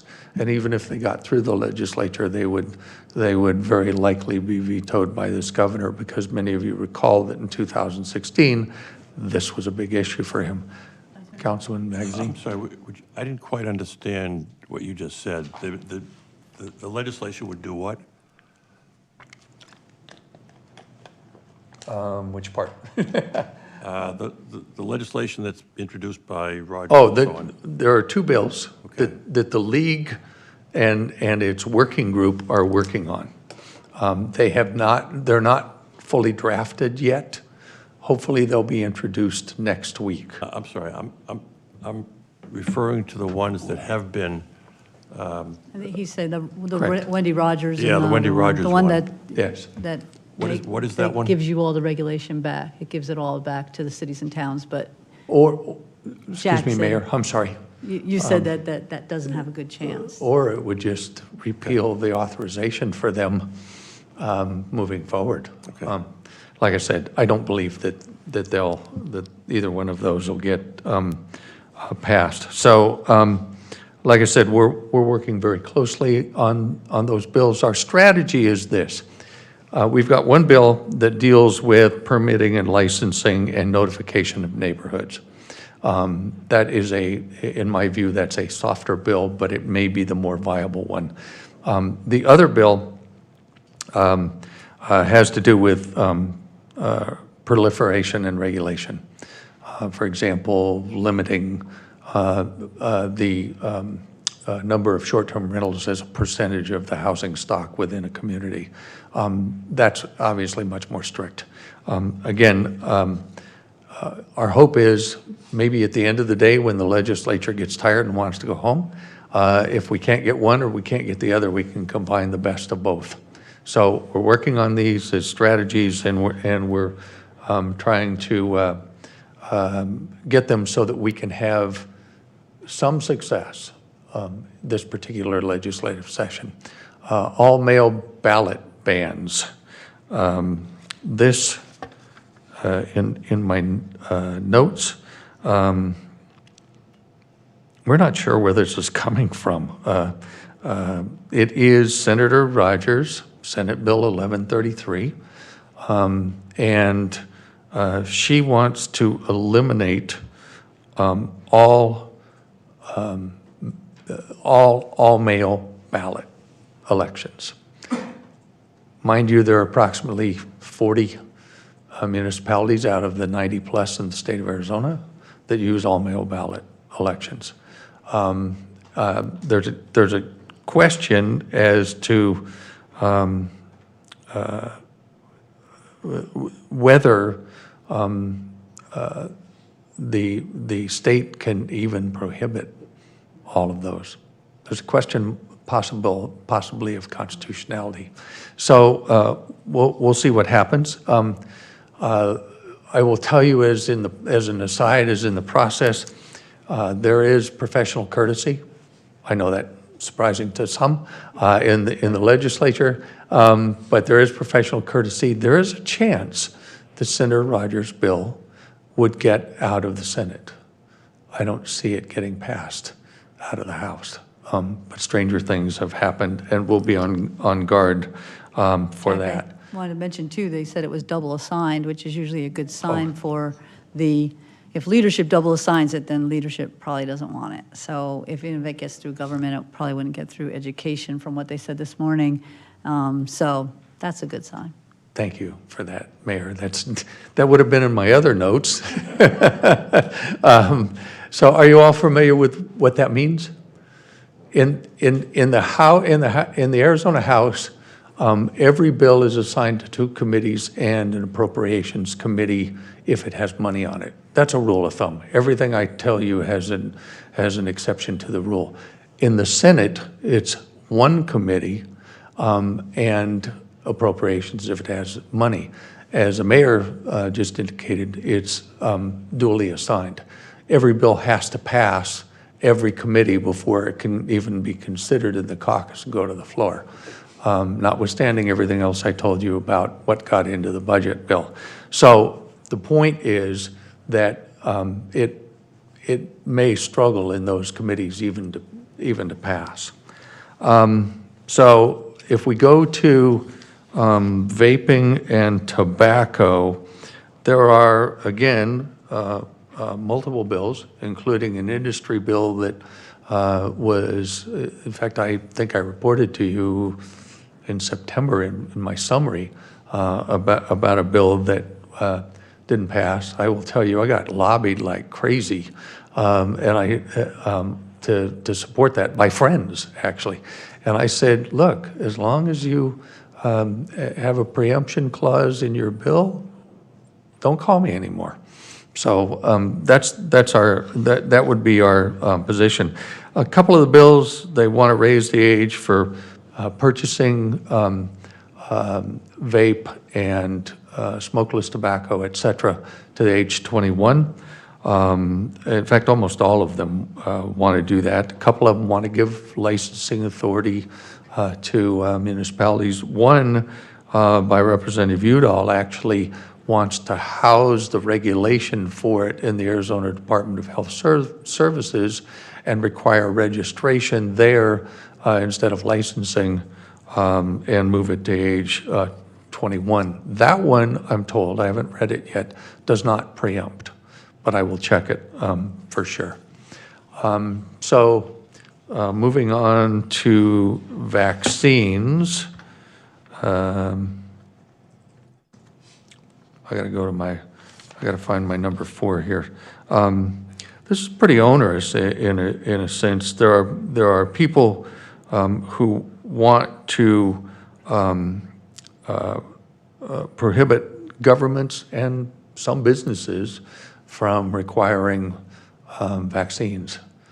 And I'm trying to look at my note to see who, in fact, it'll be heard in committee tomorrow. Or no, it was pulled from committee. It was going to be heard, and it was pulled from committee. But again, we would oppose it because of preemption. So an example. I did take notes today, so. Good, thank you. You know, because the businesses won't like the mandates. This would also include, it's not just for like COVID vaccines, which is the hot issue, but it could include like drug testing for bus drivers and, anything else that any business might want to do, So I think that they'll find more pushback, not only just from cities and towns or anybody like that, but businesses will probably be saying, you shouldn't tell us what to do. Thank you, Mayor. The other element that was raised is if a city or town had a contract with a business and there was a restriction on the business, but not in the municipality, well, what risk would that put in terms of that contract? So anyway, all of this will shake out. we hope. I'll move forward real quick because I can end this real quick because it's late for you. We're not even sure who has introduced this yet, but House Bill 2099 would, for organizations such as the League of Cities and Towns, would change how it determines its dues structure. Now, we don't know why. We don't know, what penalty are you trying to conduct? But if you can't do it just for the League of Cities and Towns, Arizona Municipal Waters Association, all of the other organizations, I haven't looked at it, Arizona School Boards Association. In fact, I'm hoping that all of them are affected because we will all come out and oppose that. And the question that League staff brought up is, this isn't even not an area that the state should regulate. So anyway, that one's before us. And I think, again, in the interest of time, the affordable housing one, and I heard comment earlier about these issues. I can't report a lot of depth for you tonight because apparently there are stakeholder meetings going on. There are those who want to create better opportunities for affordable housing. And by the way, when I was on Mayor Greg Stanton's office, I worked on homelessness issues. Let me just declare, there are big differences between homeless housing and affordable housing. But some people are trying to commingle them. The only thing I'll bring up illustratively is apparently Representative Cook has a bill, and again, I haven't seen it, nor it was reported, nor have I seen the number that would provide for by right zoning for RVs in residential areas and on residential lots. We were talking about that early, Councilwoman. We'll watch that one really closely. The governor released his budget. He always does the first week of session, and he goes around to all the organizations. When I headed Westmark, we'd have the governor and East Valley Partnership. They go around and they tout the budget, but not much detail.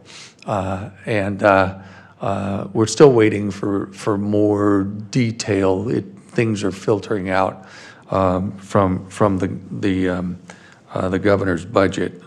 There was one particular that was mentioned, right? Yeah, The Department of Revenue Yes. wants $100 million to make their website pretty, but not operate better. Yes. Yeah. Right, and we pay the $100 million. And I can tell you, filing my taxes once a year for my businesses, I have notes every year on how it happened, and I still can't make it happen next year when I try. There would be ongoing. Ongoing maintenance. Cities and towns would pay for the maintenance. Yeah, So- as part of this. A lot of stuff. So that one's there. And then the legislative budget oftentimes comes out the following week after the governor's, but I think with this craziness where we are and what happened with the Supreme Court rulings and so on, we may be 2 or 3 weeks away from a legislative budget. So who knows where we're going to be. So I can, I guess, end this by saying, stay tuned. I'll see you next month. Any questions of Jack? I do want to reiterate, Jack's not going to be able to be at every council meeting, but when it's critical, we'll try to get him here to help kind of explain, especially when we may need to be doing lobbying and taking actions as a council. And then, of course, he'll be doing that, and then at the very end, he'll do a wrap-up like he did last year. So thanks, Jack. That was a good summary. Thank you, Grady. And to Grady's point about lobbying, you know, there may be times when I will work through Grady and the mayor and say, look, we need council's assistance to make calls. And that's perfectly okay. So I'll be very judicious about that, but it may be necessary. That's for sure. Well, thank you again for coming. And again, every Monday we'll hear, most of us, well, anybody can get on it. And then that'll help with our discussions to see if we want to take some action, even if you can't be here. And by the way, thanks to Grady and to Tom Belshey, for some reason, I wasn't included in those. I'm not allowed, because I'm on contract, to be in the intergov meetings on Fridays, where they do recaps and so on. Because the idea is, well, if we let one contractor in, then we have to let them all in, and they don't want to do that. But because of your intervention, thank you, I'm able to be on those. That's great to hear. Thank you. Thank you all. Have a good evening. You too. So our last item is council discussion direction to town manager. Anything from the call to the public that anybody wants to mention? No? I did if you don't mind, on the park situation. Oh, So, yeah. I'll send a detailed email to the council in the morning, but I did want to let you know that we were working with the residents there. We did attend a meeting. We were invited by the HOA board, thinking it was just a board meeting. It was a lot of people there when we met with them. We were trying to just make sure that we surveyed the entire community to see what their feelings were, and then what amenities, if they wanted it, what amenities they would want. So this is not a cram down. It's also a project that's been in our CIP for many years. But we are going to report back to the council and also to the HOA once we get the surveys back, and that's all that was about. Yeah. Thank you. Vice Mayor? Yeah, one of the people who testified on that this evening, Bruce Boyce, is somebody that I've known for a while because he's president of the photo club. And he called me and said pretty much what he said in public. And so I've arranged for Rachel and myself to go out and meet with him after the surveys are in, just to satisfy, basically, I want to find out what it's all about. I want to see it, I want to listen to him, and so on. So Rachel has agreed to go out there with me. Thank you. I think sometimes the process is frustrating for people because maybe we don't know about the park that much or whatever, because we usually get things after there's a certain amount of action that's already happened, or plan that's already happened. So if we're kind of maybe surprised by that, but that makes sense. And then the same with the detox. We need to really hone in on the differences between that and really what are our legal requirements. Jack was just talking about zoning and such for short-term rentals and other things. And so what comes into play, we need to know what comes into play legally. What are we allowed to do? The proliferation, he was talking about the proliferation of short-term rentals and how we right now are not in a position to be able to restrict that in any way. Is it the same with a group home versus a sober home or versus a detox? Because there's a lot of stuff going around that I don't really understand, and I think we really need to hone in on that. So, yes, Vice Mayor. And on that subject, I found The woman who testified and indicated the requirements and so on for Prescott, I found them interesting. And I think as we go forward, we might want to look at other jurisdictions. I mean, we always do that, look at other jurisdictions, but hers in particular, I thought were particularly interesting. If there is anything else, I'll take a motion to adjourn. So moved. Thank you. It's also, all in favor, say aye. Aye. Good night.